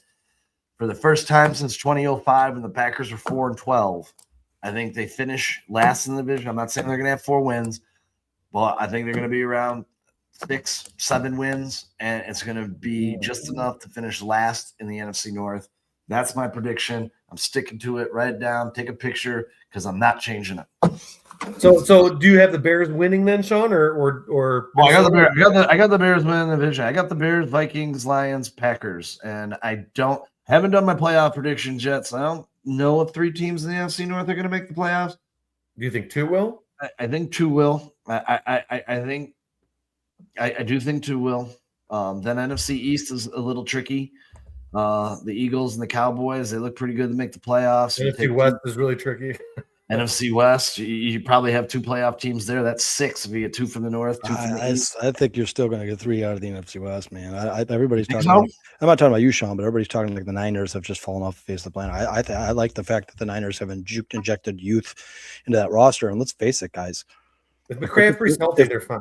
Yeah, if Ricky Pearsall can stay healthy and Christian McCaffrey, I think Mike Evans is the best receiver that's played in San Francisco in a very long time. I like him better than Deebo Samuel. I like him better than Brandon Ayuk. I like him better than. I mean, I think the Niners, the Seahawks, and the Rams. If it wasn't done by the division and they just did the playoff rankings by best record, I think there's a chance they could be 1, 2, 3 in the NFC. It's possible, yeah. The only problem with that is that that means that they're also gonna they got to beat each other. You know yeah, what I mean? they'd have to split. They'd have to split. Yeah, they'd have to split. They'd all have to split against each other, so that'd be 3 losses right there. But I mean, you guys, the Seahawks are a damn good team. They're tough to beat, Yeah, yeah. especially at home. The Rams, Sean, you've got them as your Super Bowl favorites. They just added Myles Garrett to an already elite. Well, I'm not changing my Super Bowl prediction. Yeah, they just traded for one of the best corners in all of football from the Kansas City Chiefs. And then you got the Niners, who the same conversation with the Packers. When's the last time the Niners were just not a good the Niners worry me a little bit because Brock Purdy worries me a little bit. They always get injured. They do really well. But who's on that wide receiver core again? I mean, we'll see if Pearsall can stay healthy. Mike Evans is there, but he's going to miss 6 games. There's no more Juwan Jennings. There's no more Debo. There's no more Brandon. I don't know more Ayuk. Yeah, but you guys Kittle come back. You guys know for a fact if there's one coach in the NFL who can get Deshaun Stribling into the fold immediately, like it'll take like 2 days for that guy to be an absolute badass in San Francisco. Literally, like it's Kyle Shanahan. He'll have Stribling as a fantasy relevant receiver by week 4. And with Christian McCaffrey there, and then you expect Nick Bosa and Fred, once again, if you play the odds, they both missed most last season. So you expect them probably to have healthier seasons this year because usually it goes back and forth. Very rarely did this history just continue to repeat itself. I don't know, man. That Niners team, and Sean, that Niners team added a lot of good players in the draft. That defense got here's what did the Niners draft? Who drafted Cassius Howell? It wasn't the Niners. Hang on, I'll look it up. It wasn't the Niners. I will tell you this though, the NFC East intrigues me. If the Cowboys, the Eagles, and the Giants all plays to expected, you could have 3 playoff teams coming out of that division. Bengals. So if you only get 7 teams, 7 teams in the playoffs, you get 1 from the North, none from the South, 3 from the East, and 3 from the West. Well, you're going to have to add 1 from the South because the division winner makes it. Yeah, you'll have the division winner. So something's got to give, and maybe it'll still be the Giants. Maybe the Giants defense and Jackson Dart and, the return of Malik Neighbors and, they won't be as good as I think they're going to be. That could very well be. I mean, they are the Giants and they have sucked for a long time. So thanks, Mikey. We appreciate it. Yeah, if you guys, anybody in the chat, anybody listening live here, please go over to our YouTube channel, 4-Star Chicago Sports. Please hit that like button, hit the subscribe button if you haven't already. We appreciate you guys. Thanks so much for being here, guys. Obviously, there's not a ton going on in the world of the Chicago Bears right now, so we're happy just to sit here and shoot the shit with you guys, man. I love doing one of these shows every once in a while where we just get to talk to everybody in the chat. It's awesome. Yeah, subscribe to and set up those notifications. You'll get all those, the Northside 9 updates, and it's a really great podcast. I am not a Cubs fan, and I'm telling you that. So tune in there. The Monday show, the House Hall Hangover is great. You got the Thursday night show. It's all good content. You're not just getting us, but yeah, and you know what? When it comes to the Niners, this is the last thing I'll say. I honestly believe, people talk about the Rams and the Seahawks last year, and obviously the Seahawks won the Super Bowl, so it's hard to debate. You can't really combat it. But I think there's a good, I think the Niners finished with the 3rd best record in that division. They finished with the 3rd best record in the division and a pretty damn good record and made the playoffs, you guys, and they lost every single stud on their team. Every single stud on that team outside of Christian McCaffrey. They lost their left tackle. They lost their number 1 receiver, which by default was Ricky Pearsall last year, didn't play most of the season. George Kittle missed a big chunk of the season. Nick Bosa and Fred Warner missed a big chunk of the season. I think if the Niners stay healthy, they get right back into that best roster in the NFL conversation.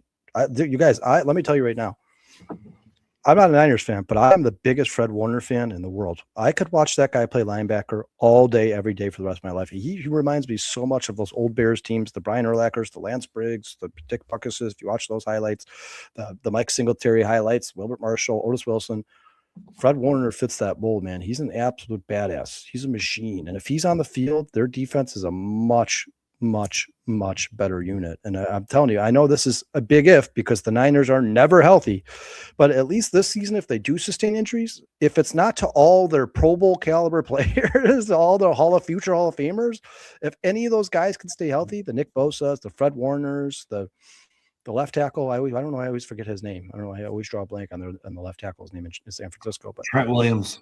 Yeah, if all those guys, if Ricky Pearsall can have, I think Ricky Pearsall is also much better than people give him credit for too. He just has to stay healthy. He's kind of in that Kyler Gordon conversation after his first 2 years in the NFL.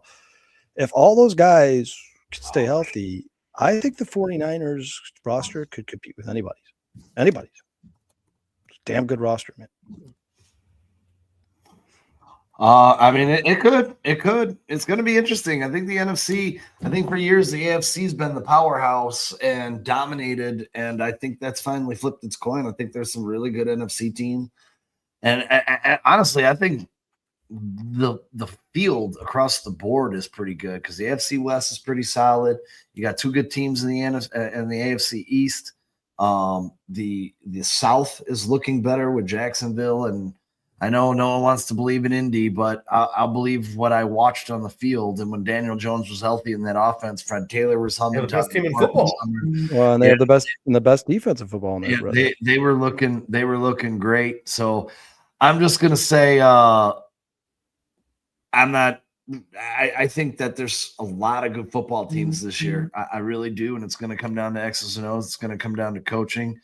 We just got another home run out of PCA, but they're not putting the run on the board for some reason. I don't know why. It might have been foul. It might have been foul. That was a tough one. That one was like it might have hit the pole, man. I was looking down. I just saw them circling the bases, but they didn't change the score. PCA, not to switch the subject, but PCA is the best player on the planet at this particular moment over the past 30 days. Yeah, and Sean, we haven't seen Slim Boogie. I love you, Slim Bo Boogie. Come back, buddy. Ever since Slim Bo Boogie was like, PCA sucks, PCA has been the hottest player in baseball. That's foul. That's a foul ball, Sean. That's foul. Yeah, it looks like it's a foul ball. Hopefully he straightens it out on the next pitch. Your favorite team, Mikey. But no, I think it's going to be very hard to pick when we do our picks, come right before the regular season this year, because I personally feel outside of the Rams, who to me have, and maybe you guys agree, like a superstar roster, I think the field outside of them is it can go either way. I really think that this is an even keel season, and you never know, man. With the Rams too, Matthew Stafford's one big hit away from the Rams just being an okay team with a really good defense. So, yeah, I mean, how often in the NFL have we looked at teams prior to the season and gone, man, that team's going to be almost impossible to beat, and then injuries take their toll, and all of a sudden these teams, it's a level playing field again. The parity in the NFL right now, Sean, I think is the best it's been in my entire life. I mean, you guys, I think most fans, and correct me if somebody in the chat, I'm sure somebody disagrees, but I think most fans thought Tyler Shook was going to be like at best a middle of the road quarterback. If he builds off of last year at all, the Saints could win the NFC South, and they were picked to have the worst record of football last year. And there's a good chance they could win the NFC South this year. It wouldn't surprise me at all. I think the Saints are ascending, dude. If you look at what the fuck is that quarterback's name from there? I can't. Tyler Shook. If you look at his last 6 weeks of the season, he was pretty phenomenal, dude. And all they did was put more pieces around him. Jordan Tyson, they drafted Bryce Lance. They already have homeboy Olave there. Jawan Johnson. I know he's not a stud, but Travis Etienne. Travis Etienne's there. And Alvin Kamara has not left the Saints yet. I know he's older, but he can still contribute. Sean, your Kansas boy looked pretty good before he got hurt. Yeah, Devin Neal, Devin Neal looked good too, man, before he got hurt. Dude, listen, I think the NFC, of all the divisions of football right now, I think the AFC South is probably a toss-up, although I have the Texans winning that division because I think that defense is just unbelievable. I don't know how you beat them. It's going to be one of the best. You guys, they could enter best defense in a long time conversation. And then you look at the NFC South. I think that one's kind of a toss up too. Would it surprise you in any way, shape, or form if any of the NFC South called it a home run? No. Would that surprise you guys? Sean, would that surprise you? What's that? Maybe Atlanta. If any of the NFC South teams won, any of them, any single one of them won the division at the end of the season, would you be like, oh my God, how could that possibly No, because I think that's the biggest toss-up division in football. Yeah, 100%. And you just you don't know anything about the quarterback situations. I mean, you know what Bryce Young is, I guess, but you still don't know what Atlanta's going to do or how that quarterback's going to evolve. Tyler Shook, like I said, towards the end of the year, kind of looked like the game slowed down for him, like he could become that guy. But that division is just, I don't know. I mean, if I'm going to pick it right now, I would probably still pick Carolina I'm very taking Tampa Bay. Listen, here. I would pick Tampa Bay, but Tampa Bay has a sour taste in my mouth because they had 3 chances to win that division last year, and they lost every single one of them. They had a chance to beat Carolina. They couldn't do it.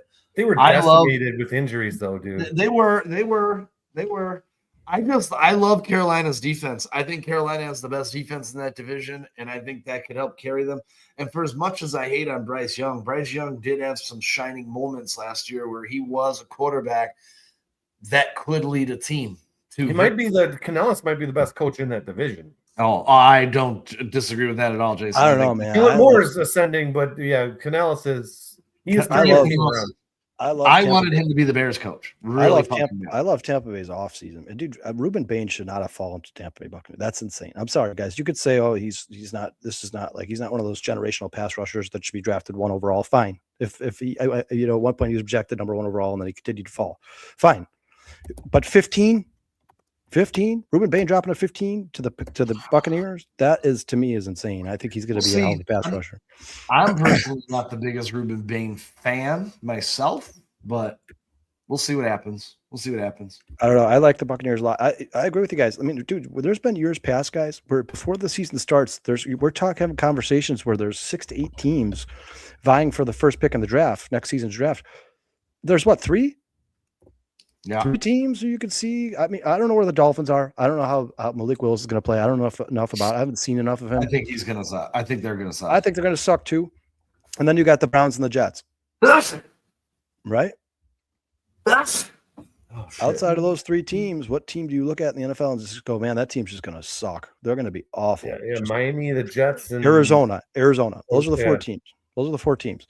Arizona, Cleveland, New York, and Miami. But Sean, I wouldn't be surprised if it wouldn't surprise me at all if Miami won 7 games. Las Vegas might have some growing pains this year, just with a rookie quarterback starting. I think they're going to start Kirk Cousins. Oh, well, yeah, you're probably right. They'll be fine. I think they're going to start Kirk Cousins. Well, I'll tell you this, J2K. I've always been a fan of Quinn Ewers. I've been laughed at on this channel for saying that by a couple of people. And I know he didn't have the greatest start to his career, but I am a Quinn Ewers truther and believer. I think he is the best quarterback in Miami, and Malik Willis just a backup. But we'll see. Time will tell. Mikey, I don't think Tennessee's going to suck. I don't think Tennessee's going to suck. I don't think so either. Cam Ward's another one. If you look down the stretch last year, Cam Ward really started to put it together. That Tennessee offense. Well, and I think Brian Dable. I think Brian Dable is going to do wonders for him. I think he's going to do 100% for him. Yeah. 100%. And what's up, Notorious? How you doing, man? And you guys, Carnell Tate. I don't know if you guys have been watching. I know it's just training camp or whatever. It's just a mandatory mini camp and OTAs. But Carnell Tate is the real deal. That's the guy I'm gonna focus on fantasy and much earlier than most people think. Carnell Tate. Bears fan too, by the way. I wouldn't have a problem taking Carnell Tate in the 5th round. I wouldn't have a problem taking him in the 5th round in fantasy. I think he's going to be a stud, absolute badass. And that guy probably a little bit better this season. I'll tell you 2 things about him that we can paint that he's going to be a stud. A, he went to Ohio State University, the Ohio State University. B, he's born and raised in Chicago, and he grew up a Bears fan. Dude's going to be a star. That was 3 things, Sean. Huh? That was 3 things. You guys, this is a question, not to change the subject, but this is a question that Phil's been asking for a while on this show, and I don't know if we ever really had the full entire conversation. He says, once again, guys, is there any chance the Bears sign Bosa or Clowney? To be honest with you, Phil, I think they are going to bring out outside help. I don't think it's going to be anybody of that caliber, that celebrity status of Joey Bosa or Jadeveon Clowney. I think if there's one guy who is still a huge name in free agency that there's still a chance the Bears sign just because of the connections with Ben Johnson, I think it's Taylor Decker. I think there's a chance that if they don't like what they see out of Braxton Jones in the preseason or in training camp, I wouldn't be surprised at all if Ryan Poles and Ben Johnson are like, all right, let's move a little bit more money around and let's give Taylor Decker a call and see what he wants, exactly what he needs to play here. And I bet you Taylor Decker, because he thinks the Bears are probably in that Super Bowl window and because he loves Ben Johnson, I bet you he would come to the Bears for less than anywhere else he went. That's possible, like on Mill West or whatever. Yeah, sure. Yeah, just not a huge pay cut because this is probably his retirement contract, but a tiny pay cut. with the potential to win a Super Bowl, going to a team that made it to the second round of the playoffs last year and lost in overtime to the Rams. If you ask me, you guys, I think if the Bears had money, this would already have been done. Yeah. Do you agree with that? Sean, do you agree with that? What's that? If the Bears had a lot of money right now, say they were $30 million under the salary cap, I think Taylor Decker would already be wearing a Bears uniform. I honestly, 100%. I think he would already be here. I think it's right now. It's just a matter of money. Doing something at left tackle, and probably one of those guys that Dante and Phil just talked about being in the building as well. Clowney, Marcus Davenport, maybe even what's his name from the Saints? Jordan. I'm sorry, guys. It's been a long day. Cam Jordan. I think one of those guys. If the Bears had a lot of money, just resigned with the Saints. Yeah, he signed his last. I think he's going to retire. This is his last. Yeah, year. but like maybe even in the offseason before he signed with the Saints, I wouldn't be surprised at all if Dennis Allen's like, hey, you want to come play here for your last year and see if we can win a Super Bowl. But really, go ahead. Creighton says Taylor Decker's on his last leg. Dude, Creighton, I would take Taylor Decker on his last leg over any of the Bears' potential left tackles on the roster right now, any day of the week. Like, please, 1,000 times over. And not considering Ozzie Trapillo, who obviously is probably not going to projected not to play this year. But when you talk about Theo Benedict, you talk about Braxton Jones, you talk about Jedrick Wills, I would take Taylor Decker at his age right now and the way he's playing right now over any of those guys 1,000 times over. And you got to imagine that there's got to be a boost in your performance when Joe Thuney's standing right next to you. I'm not saying it's going to be huge, but it can't hurt you to have Joe Thuney next to you, right? Yeah, I mean, and then maybe Sam Roush on the other side. Yeah, is Kyle Colder? That's not what the Kyle Colder. What generation was Kyle Colder? The name sounds familiar, but I don't know. Well, Mikey, I don't know. I'm not as big of a Blackhawks fan as Sean or Kyle Calder. We're talking hockey. Sorry, I'm looking up something. I'm looking at the screen. Yeah, rest in peace, man. I did not know he passed away today. So yeah, we just did. Yeah, that's what he's saying. That's what Mikey's saying. Really? Wow. Wasn't Calder the one that was the had the little locker room problem, or am I thinking of the wrong player, Mikey? No, Kyle Beach was the one involved. Kyle Beach, yeah, okay, yeah. And I just wanted an issue. It might have been a little bit more than a locker room issue. I'm not going to get into it too much, but nonetheless, I just want to touch on the tale of two halves.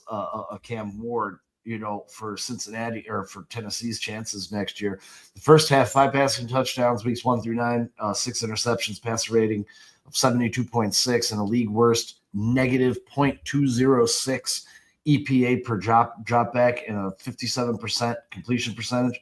Weeks 10 through 18, 10 passing touchdowns, 1 interception, a 90 passer rating, a negative .023, which is a massive leap, because you're looking at league average being plus .23 for a rookie to go from negative .206 and turn that around to negative .023. That's a massive, massive leap. 62% completion percentage. I think the Titans with those weapons, man, you're gonna. He's saying yes. It wasn't Calder though, Mikey. It was Kyle Beach. Right? Or was Calder involved in that somehow? Because I honestly can't remember. I could have sworn Kyle Beach was the player involved in that. I didn't want to hear any of that nonsense. So Kyle Calder he was born in 79, dude. This guy played for them in like the 90s. Yeah, I remember Kyle Calder. I think I have a couple of rookie cards of his somewhere from. He was born in the 70s, so he was pushing. He was in his late 40s. He was 47, so yeah, he wasn't playing. That sex scandal in the Blackhawks organization happened like 9 years ago. In the 10s, I think. Yeah, Calder was long gone at that point. Yeah, Kyle Beach is the guy who was involved in. It's a different story for a different day. It's a very, very flaky story. But let's get into this, because let's flip the script here, because we were talking about the PFF and some of the position battles the Chicago Bears could have, or not position battles, but rankings Obviously Luther Burden drafted in the second round, 2025. You had 24 with Rome Odunze going 9th overall. And PFF put out their predictions, and their predictions were a little bit higher than what we had here on what was on the sports book. The sports book had these guys both around 750. PFF has a 969 and 86 for Luther Burden. Rome Odunze. Avery, from the dude.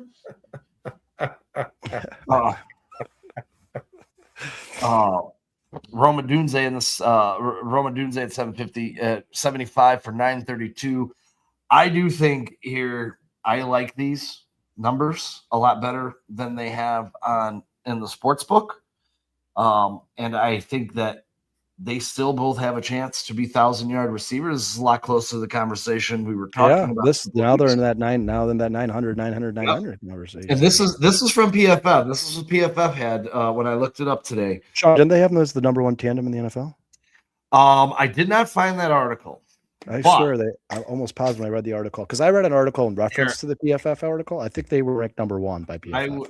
I will highly. Which I don't know if I agree with, but I was going to say I highly strongly disagree. So I decided at lunch today to do a little not research, but just pick my own brain.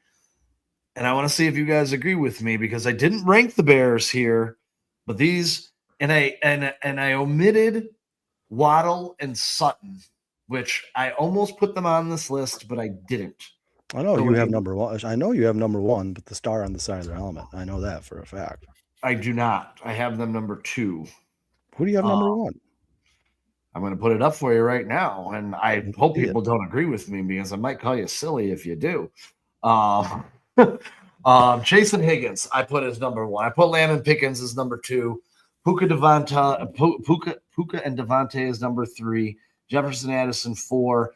And I really had a hard time with these top 4, because I really feel like Justin Jefferson deserves to be higher up on this list. St. Brown and Williams, JSN and Cup, DK and Pittman. And then I was really trying to brainstorm through the teams and think, what other duos outside of the Bears, could go on this list? And Cortland Sutton and Jalen Waddle were the only other two that came to mind. Do you? And this is just my personal list. I would disagree. Honorable mention would be Nico Collins and Jaden Higgins. Would be okay. For sure. Would you have an honorable mention of those Broncos wide receivers? No. I think they're both number 2s, man. I think there's a chance that Nico Collins and Jaden Higgins are both number 1s, and they're stuck on the same team, kind of like the Jamar Chase, T. Higgins, and CeeDee Lamb, George Pickens situations. I think they're both now. And listen, Sean, if you're talking about 4 years ago, and Puka was in his 3rd year, and Devontae 4 years ago, they might be number 1. But Devontae's just not the same guy as he used to be. He's a touchdown machine, but he's not a yardage machine. So would you put Jefferson and Addison ahead of Puka and Devontae? Well, no, I'll tell you why, Sean. I think you're, number 1, you don't know who's going to be at the quarterback, and number 2, I don't see Jordan Addison as a number 1 wide receiver. Chase and Higgins could easily be a 1 on many teams. Pickens, when Lamb went out, Pickens basically was the number 1. He was number 1 in Pittsburgh. Puka and Devontae, we know what Devontae can do, so he has maybe a little bit old, but he's still a stud. St. Brown and Williams also probably the same situation. I don't know if Williams is the number 1 wide receiver. Cup was back in the day, but isn't anymore. And I'd probably say that about DK too. I think you're fair with what you got there, but I think the reason why Jefferson is down so low is because who's going to start? Who's going to be the quarterback? You don't know. And they might jump back and forth. Kyle Murray might start. Then they have a couple of bad weeks. They put JJ back in. You don't really know what's going to happen over there. Let me ask you this: when you look at Luther and Rome, or that's why I did Luther and C Love, or you can do Rome and C Love. I didn't put that on there. Either one of these combinations, because we are calling Colston Loveland a hybrid wide receiver, tight end type player who can line up outside, line up in the slot, can kind of be wherever you need him to be. Sure. Do you feel like these guys in any combination belong on this list, or is it still let's wait and see? You know what? They could be some, but I was just about to say we might need to be fair and just let's wait and see because we haven't seen them all together like this. I think Luther and Rome should be. I think. Listen, now when you talk about JSN and Cup, JSN is better than right now. Is better than Luther Bird and Rome Odunze. No doubt about it. It's not debatable. Might be the best receiver in the NFL, but JSN is picking up a lot of the slack to Cup because Cup's just not the same guy. You said it, Jason. Right. Listen, I'm not taking anything away from Cooper Kupp. He's one of my favorite receivers of all time. And in his prime, he's probably considered one of the best of all time. Yeah. But it's just very uneven. Now, you don't have anybody as good as JSN, maybe, but with the two of them in the middle, better than Cooper Kupp, I'd take Rome Odunze and Luther Burden over Cooper Kupp today all day. Not even a question about it.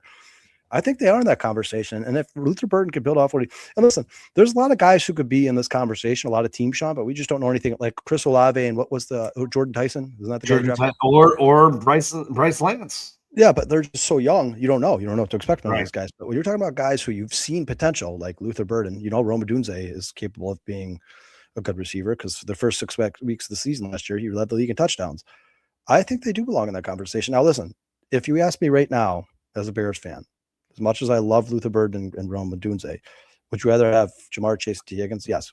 Would you rather have CeeDee Lamb and George Pickens? Yes. But I think they belong in the conversation. I definitely think they belong. You guys, I think these Bears receivers are much, much better than people give them credit for. Yeah, Dude, I'm sorry, guys, but when MGM came out and said over under 720 or whatever the hell, like that's blatant disrespect. 50 for each. It was that they better be like accounting for injuries because that's blatant disrespect. That's bullshit. Would you? That's bullshit. So they're just going off what they did last year. That's on your list, Kyle. You would put Luther and Rome ahead of JSN and Cup and DK and Pittman. Yes. So you would put them 6th. Would you put him ahead of Brown and Williams? Sean, I would have put JSN and Rashid Shaheed. I guess you can. I guess I kind of just looked at depth charts, and he was. I'm not saying you did. I'm not even saying you did anything wrong. That's how little. Not respect. That's how little I worry about Cooper Kupp if I'm playing the Seahawks. He's not that guy anymore. He's not. And it's not. Sean, when I understand why you put him on there because the status. Cooper Kupp is probably the best route runner ever to play football. He might be the best route runner. Only one on that list to win the Triple Crown. Yeah, and as a slower, smaller white guy, like it's not like Cooper Kupp never had like any. So all these guys on this list, so yeah, this Justin. He doesn't look like DK Metcalf. DK Metcalf is a monster. He's huge. Cooper Kupp's just Cooper Kupp. He's just Cooper Kupp, but he was one of the best receivers that ever played football. Right now, Sean, if you're talking about projections, like what I expect in the future, yeah, I'd put Luther Burden and Rome. If I was looking at projections, I would probably have them above those two too. Yeah, I'd put them. Now, DK and Pittman are both multiple-time 1,000-yard receivers. Well, and I'll tell you this. Pittman is catch guys, Pittman is the perfect Aaron Rodgers receiver because he wants that guy who's wide open all the time. He doesn't want that guy like DK who gets downfield. Aaron's scared of getting hit. He doesn't want to get hit, so he wants the ball out of his hand immediately. Pittman's going to have a better season than DK. Pittman's going to be good in fantasy, guys. He's going to be an absolute badass. He's solid. He's going to be Aaron Rodgers, Devontae Adams. Aaron Rodgers is going to throw him 13 targets a game, man. He's going to give that guy 13 targets a game. If you take his rookie year away, Michael Pittman has had over 80 catches in every single year of his career, not to mention in the year 2025 last year where he was hurt and he missed games, he still ended up with 80 catches for 784. Because he was injured last year was his biggest down year of his career so far for Michael Pittman Jr. I expect that to bounce up. Also, though, his highest touchdown numbers of his career last year. So I think you're going to see the best season out of Michael Pittman this year. I think it's going to be his career. I'm a Michael Pittman fan, dude. I always have been. Well, dude, and like I said, you guys, that is the perfect Aaron Rodgers receiver. That's why they brought him to Pittsburgh because they knew Aaron Rodgers was coming back. But Phil does bring up a good point, guys. Pringle, yes, he does. They should have added them to the list for sure. No, Byron Pringle and Equanimous St. Brown should be on that list somewhere for sure. Absolutely, and I'm kind of with you, all blocking wide receiver team as well on this. I'm kind of with you. Like I can see them being right below some of those top tandems, but I'm also kind of like let's see if they can do it and prove it on the field.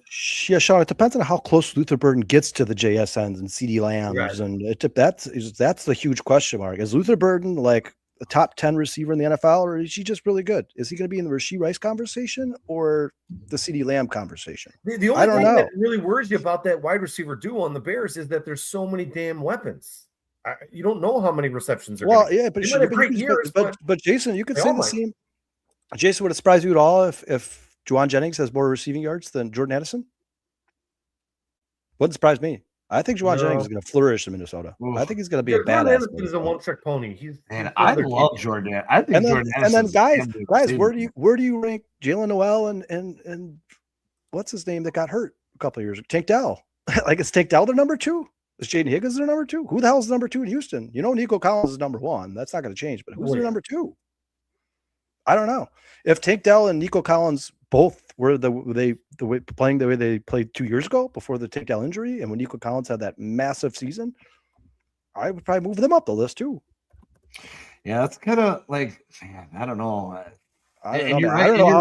You're right. Juwan Jennings, because of what Jordan Addison does well, Juwan Jennings could very well position himself to have a better year than. And Sean, at the very least, even if he doesn't have a better year, he's going to cut into Jordan Addison's numbers. So do they fall down the list? Do they fall down the list? If Jordan Addison's going to be a 600, 700-yard receiver now because Juwan Jennings has so much attention, do they fall down the list? What I'm saying when it comes to the Bears is there's 2 clear-cut number 1 and 2. And they both might be number 1s in the Bears' eyes. But the rest of it's like the George Pickens and like, I think there's a chance that Rome Odunze and Luther Burden are close to George Pickens and CeeDee Lamb and Jamar Chase and T. Higgins, because I think all 6 could be considered number 1s. Yeah.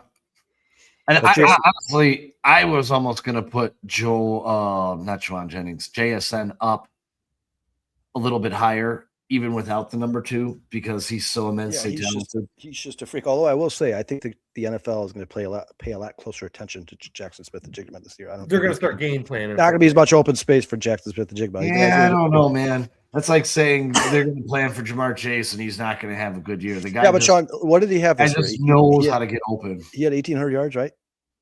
1,700. But he's got back-to-back 100 catch seasons, man. Sure. I'm taking the under, though. I'm taking the under 1,700 yards. I would. Of course you would. Of course you would. 1,700 is very tough to do. And the reason you would is because he's going to get a lot of safety help. Yeah, but I'll tell you this right now. You're saying something that's really tough to do, which is catch 1,700 yards, which is very, very rarely done. I would not bet under 1,300 or 1,400 yards for him. He could lose 500 yards and still get 1,200 yards. Exactly. Well, but here's the point I'm trying to make. Like, you're like, I would move JSN up, but where would you have CeeDee Lamb and George Pickens if this was the year after CeeDee Lamb had 1,800 yards? I still would have Jamar Chase because I think I'm still personally on the teeter-totter with Jamar Chase, Justin Jefferson as 2 of the best wide receivers that I've ever laid eyes on. I just think I think Jamar Chase has the advantage over CeeDee Lamb. I don't think that's a question. I think Jamar Chase is the best receiver on the planet. Him and Justin Jefferson. We wanted to, yeah. And I don't know which way I don't give a shit. Well, I would love to have either of them on the Bears, but I think that George Pickens is actually a little bit better than T. Higgins. George Pickens? Yeah. When you say George Pickens is a little better than T. Higgins, yes. Ooh, that's tough, man. That's tough. You guys, I mean, T. Higgins is when Jamar Chase went down. T. Higgins put up. But Sean, when Jamar Chase goes down, George Pickens might be better than CeeDee Lamb. He looked better when they were both on the field, dude. Well, George Pickens is a stud, and you know my feelings about George Pickens, man. Yeah, I know. Sean wanted him to draft him. I wanted him on the Bears so bad. I didn't realize what a head case. I didn't realize what a head case he was, though, man. That guy's a fucking one who flew over the cuckoo's nest, bro. Well, that's why the Pittsburgh let him go. Yeah, for sure. Yeah, Jeremiah Smith would definitely be in this conversation if he was in the NFL, Prophet, no doubt about it. That guy Jeremiah Smith is going to be. He might be the first pick in the draft over a quarterback for the first time in a very long time. He's going to be an Jamar Chase, right? unbelievable talent in this league. He's going to be Jamar Chase. And here, I'll tell you this. I I wanted to do, oh God, who was oh man, I can't think off the top of my head. Who was the receiver that the Giants drafted? I had it earlier today. Oh man, they drafted someone opposite Malik Neighbors because I'll be honest with you, when Malik Neighbors is healthy, that guy's otherworldly too. They drafted that kid out of Michigan, right? Malachi Fields. Yeah, Malachi Fields. Now, real quick. I want to get back to this conversation, but real quick, because J2K said this 3 times now, so I feel like we should probably give a shout out here. He says, 4-star Chicago Sports, watch for Green Bay to draft Scoresby, and it be big news this Monday. Yeah, this is like the supplemental draft or whatever is coming up, right? Yeah, I didn't even realize he was in the supplemental draft. You know what? I hope they give up a 3rd or a 2nd for him because now they literally have no picks for like the next 2 years. J2K, I'd be lying to you if I sat here and told you I can go into Scoresby's draft profile and tell you everything about him. I don't know, Sorbet, whatever his name is. I know he's a Cincinnati quarterback. If he's that good, I hope the Packers just is addicted to gambling. I hope the Packers don't get him. If everybody thinks he's that good, I hope the Packers don't get him. Yeah, I don't know, man. Maybe I'm just bullish and I'm just a biased Bears fan, but I see things in Luther Burden that I just haven't. I just expect a lot from him, man. And people are like, "Oh man, you're just a Bears fan." There's nothing that Luther Burden last year that could say he was going to be a 1,600 yard receiver. I think that's his ceiling. Look at his second half stats; they're amazing. I think not so good, but I think people that don't know football say he didn't do anything that impressed you because they didn't watch him. When you watch him, you see it. It's kind of like Shamar Turner. You saw it. It wasn't on the stat sheet, but Shamar Turner, right before he got hurt, was starting to jump off the screen a little bit. I think Luther Burden is Rashee Rice, but much better with the football in his hands. Like I think he gets open and runs routes like Rashee Rice. He reminds me of that type of player, like always available for the quarterback, always the last chance. Like Caleb knows that he's always an option, always. But I think he's much better after the catch than Rashee Rice. So Rashee Rice is a damn good player, man. Hey, real quick, to break down Luther Burden. He was in the California Penal League, I heard. You saw that video on Instagram of him. Of the guys like, this is Rashee Rice practicing. He's like in a prison. I think it's like a scene from one of those old shitty movies. Dude, so Luther Burden, weeks 1 through 8, he had 17 receptions, 171 yards, 10.1 yards per carry. Gosh. Weeks 9 through 18, he had 30 receptions, 481 yards, and 60. He more than doubled his stats the second half of the season. And if he continues that, that's 900 yards. Right and then you throw on top. I was going to say to the ball out 05's point here. I think Luther Burden was near the top of the leagues in routes per run, 2.6.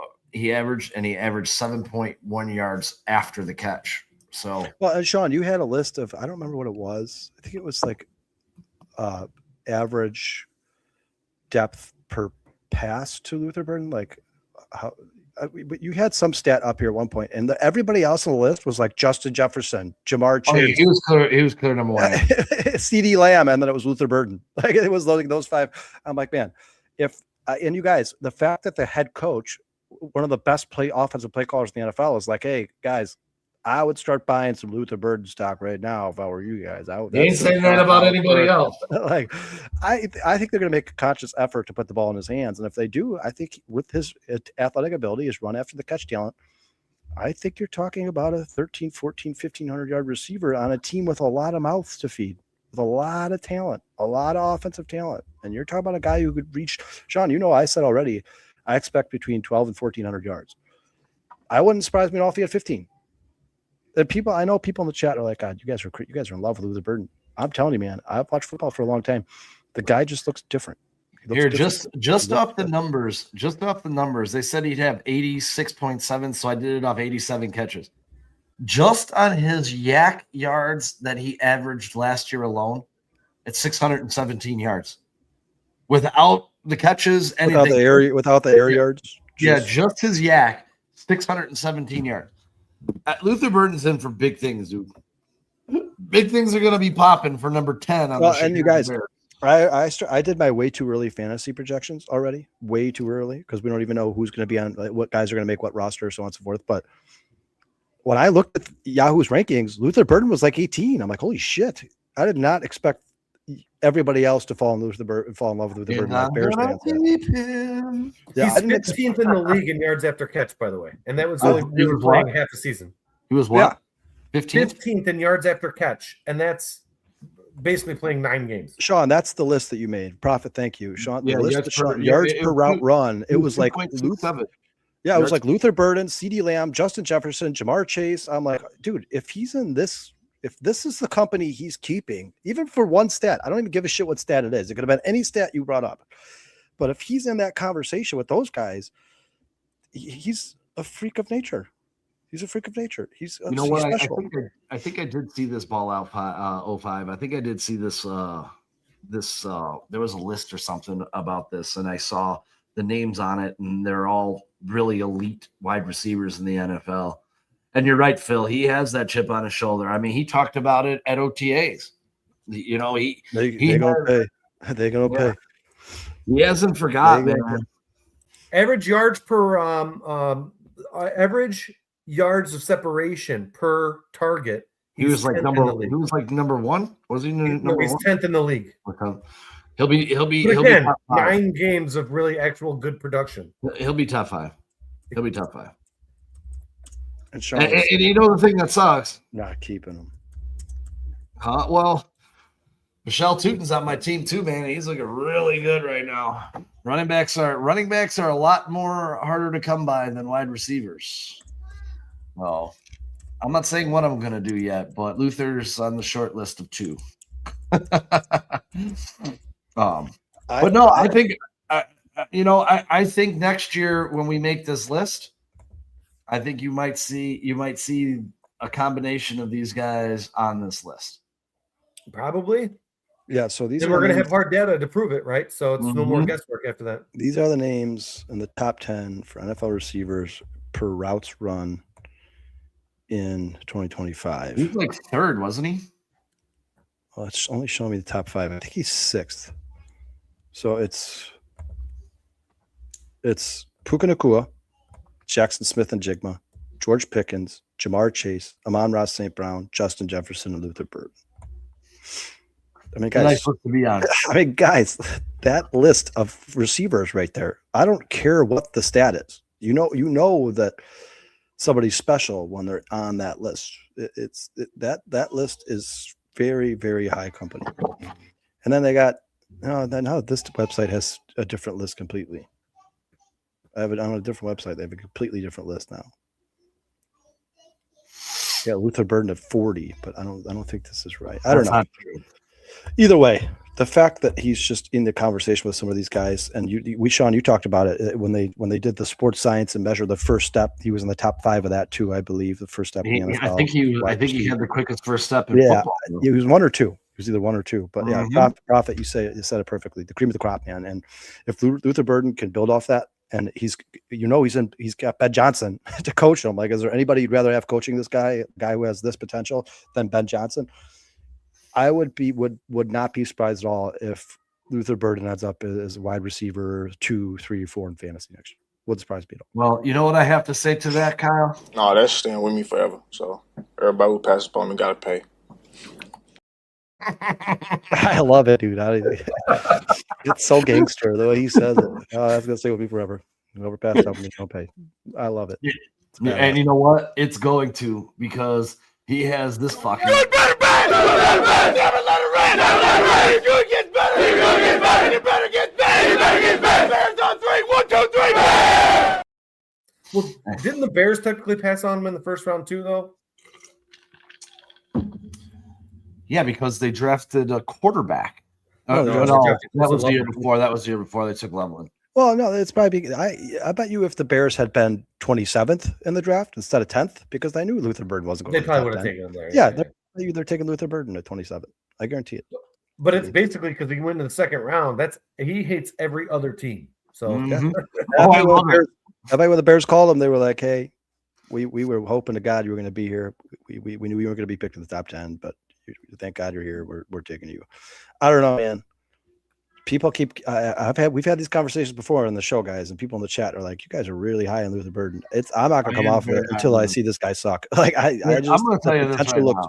Dude, every time he got the ball in his hands, I'm like, oh man, it's gonna be a 6. Wait, no, it's 8 yard up, 12-yard catch, 15-yard, 60. Like he does it on every time he touches the ball. He makes tacklers miss. He's not breaking tackles. They're not touching him. It's like even when he's got his eyes to the quarterback, it's like he's got eyes in the back of his head. He's just one of those guys who has the feel for the NFL game, man. He knows which way the corner is coming from, and he cuts the other way and makes that spin move and runs for another 6 yards.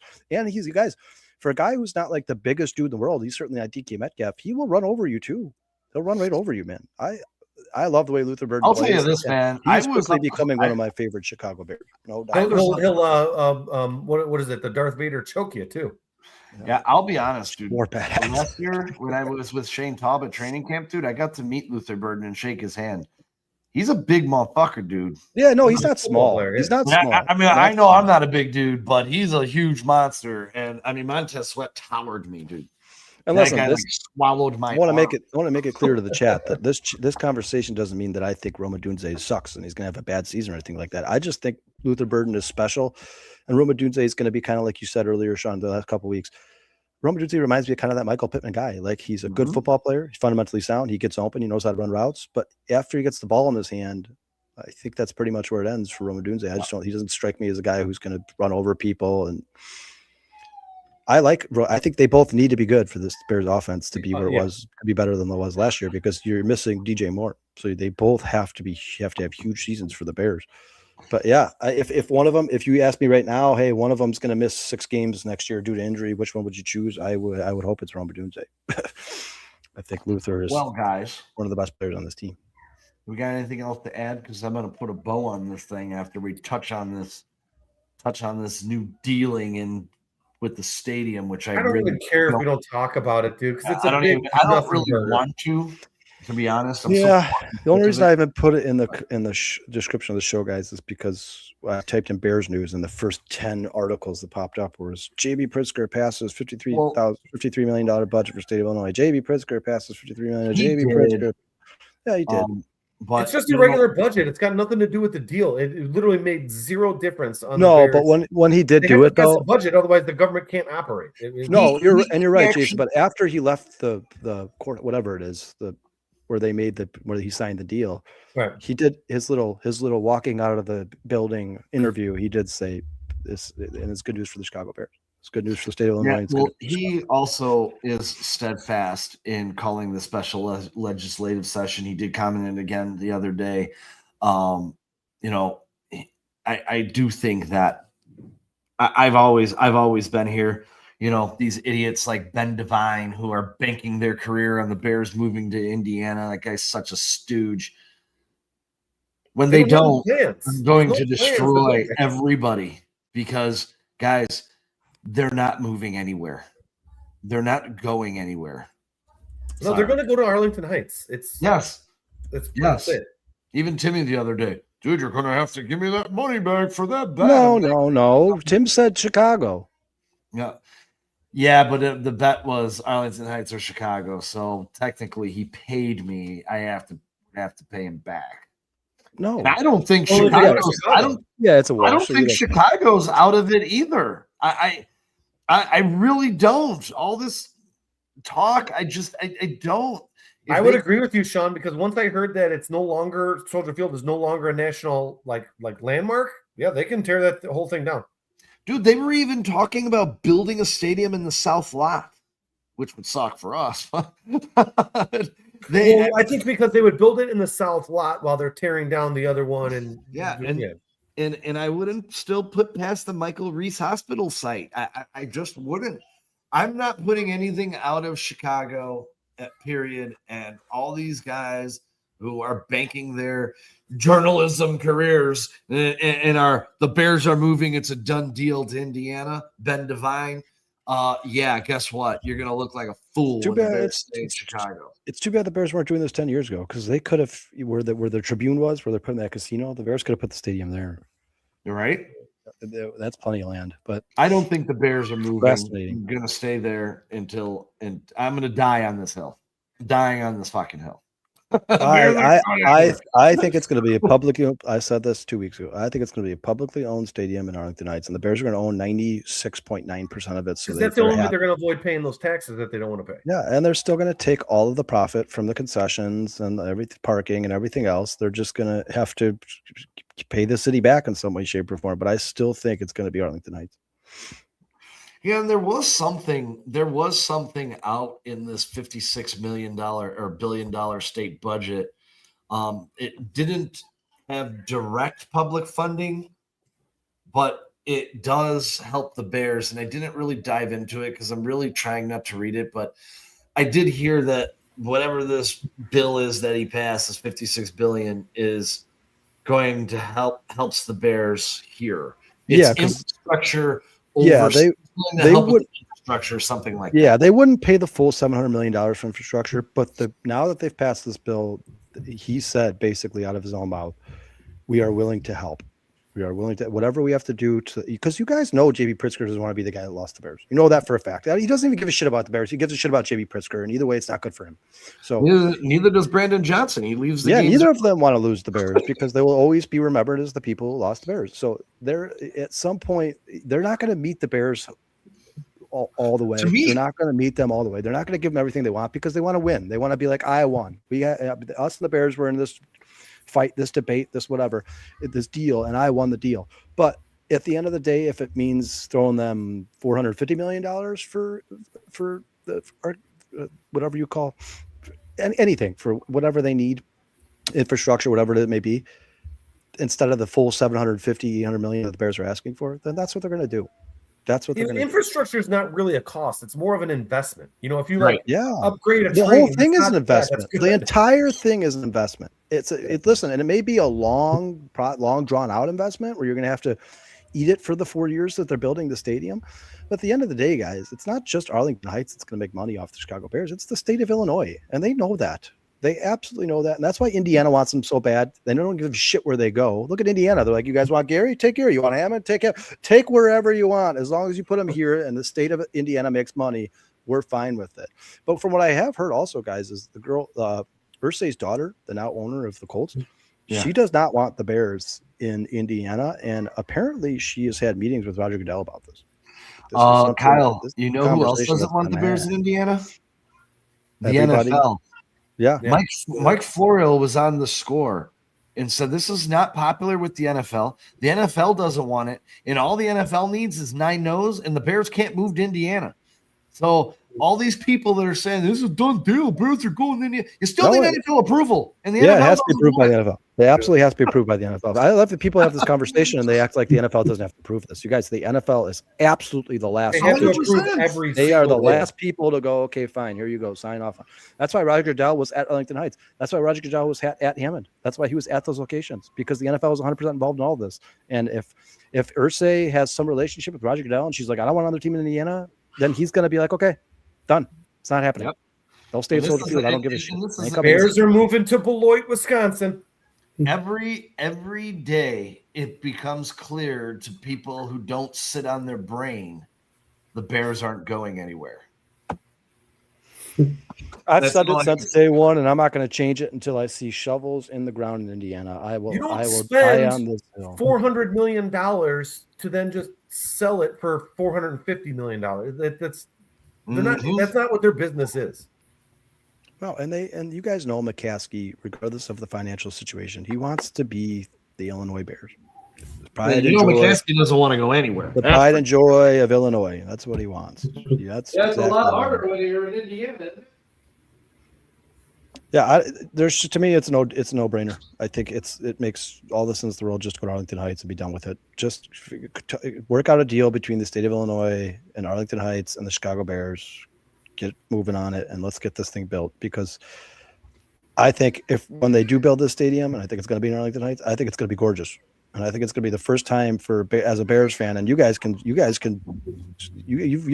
a longer history at Soldier Field than I do. I absolutely hate that place. I despise it. I fucking hate Soldier Field too. I hate it. If anything at all is better in Arlington Heights, wherever they end up going, I will be happy. Just get the hell out of Soldier Field, because that place. You know what sucks about it? It's embarrassing. You miss an entire half if you pee. It's crazy. It's a joke, dude. That stadium. That's why I pee right before I go in the stadium, and then you got to wait for the Bears stadium to score a touchdown. If the Bears are about to score, it's your best chance to take a piss and get back to your seat. Like, you have to miss the touchdown, because if you go after the touchdown, I'll see you in an hour and a half. Like, I've missed a quarter before, yeah. And I'll tell you what, Sean and I always use Dallas. The Dallas bathrooms are phenomenal, dude. There was 0 lines anywhere. There wasn't a single line at a single bathroom. Kyle, sports fans, not a single line at a single bathroom. They literally had 100 urinals on the wall, at least 100 in every bathroom. Under the football field, I was like, "Holy shit, that's a lot of urinals." We're never waiting in this. That's exactly what they did. They probably made they piped the bathroom to the outside and made them the length of the football field. Like, hey, let's get as many people in as, and it's like a constant rotating line. Like, why is Soldier Field and Wrigley? There's stops in the line. Like, I'm like, oh my god, man, I'm gonna miss this entire inning. Meanwhile, you're sitting, especially at Wrigley in a summer game, in a urinal that guys are pissing all over the floor. It's a terrible experience. The troughs of Wrigley. God. Yeah, and I'm sorry, guys. The nostalgia will always be there, and that will always makes what makes Wrigley special. But Wrigley, in terms of, if you're talking about it, didn't have all this history. Just as a baseball stadium, it's not that great either. It's really not. And opposing teams have hated coming to Wrigley Field for a very long time. So do I, and I always will, because it's Wrigley. I don't have that same. I don't think Soldier has the same nostalgia. No, I don't think even when you're sitting. If you're sitting down, it's amazing. Now you can at least say the Cubs won a world championship while playing at Wrigley Field. The Bears won one NFC championship there, I guess, but their history is not. The Bears have more history at Wrigley Field than they do at Soldier Field. The Bears have more history at Wrigley Field than the Cubs do. Yeah, that's true too. They won like 8 championships. At the end, and not to make this conversation go on forever, because it's time to wrap up the show here, 2 hours on the dot. But yeah, it's a no-brainer to me. Wherever I go, get the fuck out of Soldier Field, man. Because I've talked to numerous fans from different states who come to Soldier Field. They're like, guys, this is a shit hole. It's a shit hole. It is a shit hole. I won't disagree with them. And it's ugly. It is ugly. Well, when you walk in at the south side, there's literally like 100,000 square feet just unused. It's just open. There's nothing there. There's no vendors there. There's nothing there. They could put bathrooms there, and it'd be fine. But there's nothing. Yeah, you're right. When you walk into the stadium, you got to walk another half mile to get to the concessions. I'm like, dude, what? Yeah, and they only have things in certain sections. So, like, Jay, for us, when we drink hard booze, you have to go all the way back down to the bottom because they only serve it in one fucking spot. Yeah, a spot that's big with 3 people behind the desk. 750 people trying to get a JMO ginger ale. There's 3 people back there. It's so bad. And it's not like the old days where you could leave 10 on the bar or 20 on the bar and be like, all right, take it easy. Now they're like, card only. You can only with a card. So that's delayed everything another 40 minutes. Yeah, wherever they build, just be prepared, Bears fans. The ticket prices are going to go up. Hey, just think about this, Phil. Right now, it takes about an hour and a half to 2 hours to get home from Soldier Field after a game. Indiana, it's going to be 4 solid, yeah. And that might be on the short side. Arlington Heights, it'll take us 5 minutes to walk to Bruce's couch, bro. Yes. Hell yeah, dude. Oh yeah. Hell yeah. Hell yeah. Yeah. All right, everybody. We love you. We appreciate it. Thanks for hanging in there with us today, guys. Thanks for hanging out. Not a ton of breaking news going on in the Chicago Bears or in the NFL in general, but yeah, we'll keep an eye on this supplemental draft, whatever the hell it's called, see what happens. But love y'all. We appreciate y'all. Thanks so much for being here. Thanks for keeping the show going. Sean, you got something? Yeah. No, that's staying with me forever. So everybody who passes upon me got to pay. That's right. Everybody's got to pay. Yeah. And we appreciate y'all for coming out today. Maybe there'll be a show tomorrow. Maybe they won't. We'll all be surprised. So check it out. We'll see. Maybe there'll be a bare minimum. Well, we just don't know, do we? But if there is, it is a late night show. So, dude, enough of these late night shows. I don't have time to watch it. I have a 50-minute ride to work. So I watch the first half on my way to work to the office, and then the second half of the show on my way home. And that's how I get through it all. Okay, I'll do that. This is becoming a fucking SNL skit. Until next week, everybody, I'm going to tell you what I'm going to do over the next week. Too much about it. I was too busy grinding my absolute face off in the off season. That's right. I'm going to grind my face off over the next week to bring another great show next Wednesday with Jason and Kyle right here at 4-Star Chicago Sports. Love y'all. And this guy, Bruce.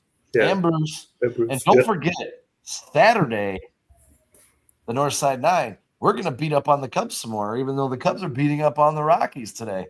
But we'll see what happens after the worst team in baseball leaves town. Because I don't know. Last night was like nails on a chalkboard for a while. That game last night was brutal. It's like every time, and we'll talk about this. Every time you're like, maybe this team's turning a corner, they lose to the Rockies. You're like, oh, never. That's deep. I don't know about you, Kyle, but did you watch the game last night? I mean, I was working as much as I could.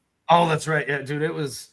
Was that yesterday? Was the 2-1? No. That was the first game of the series was the 2-1, and then the Cubs came back. They blew it. Yeah, that game was brutal on Monday.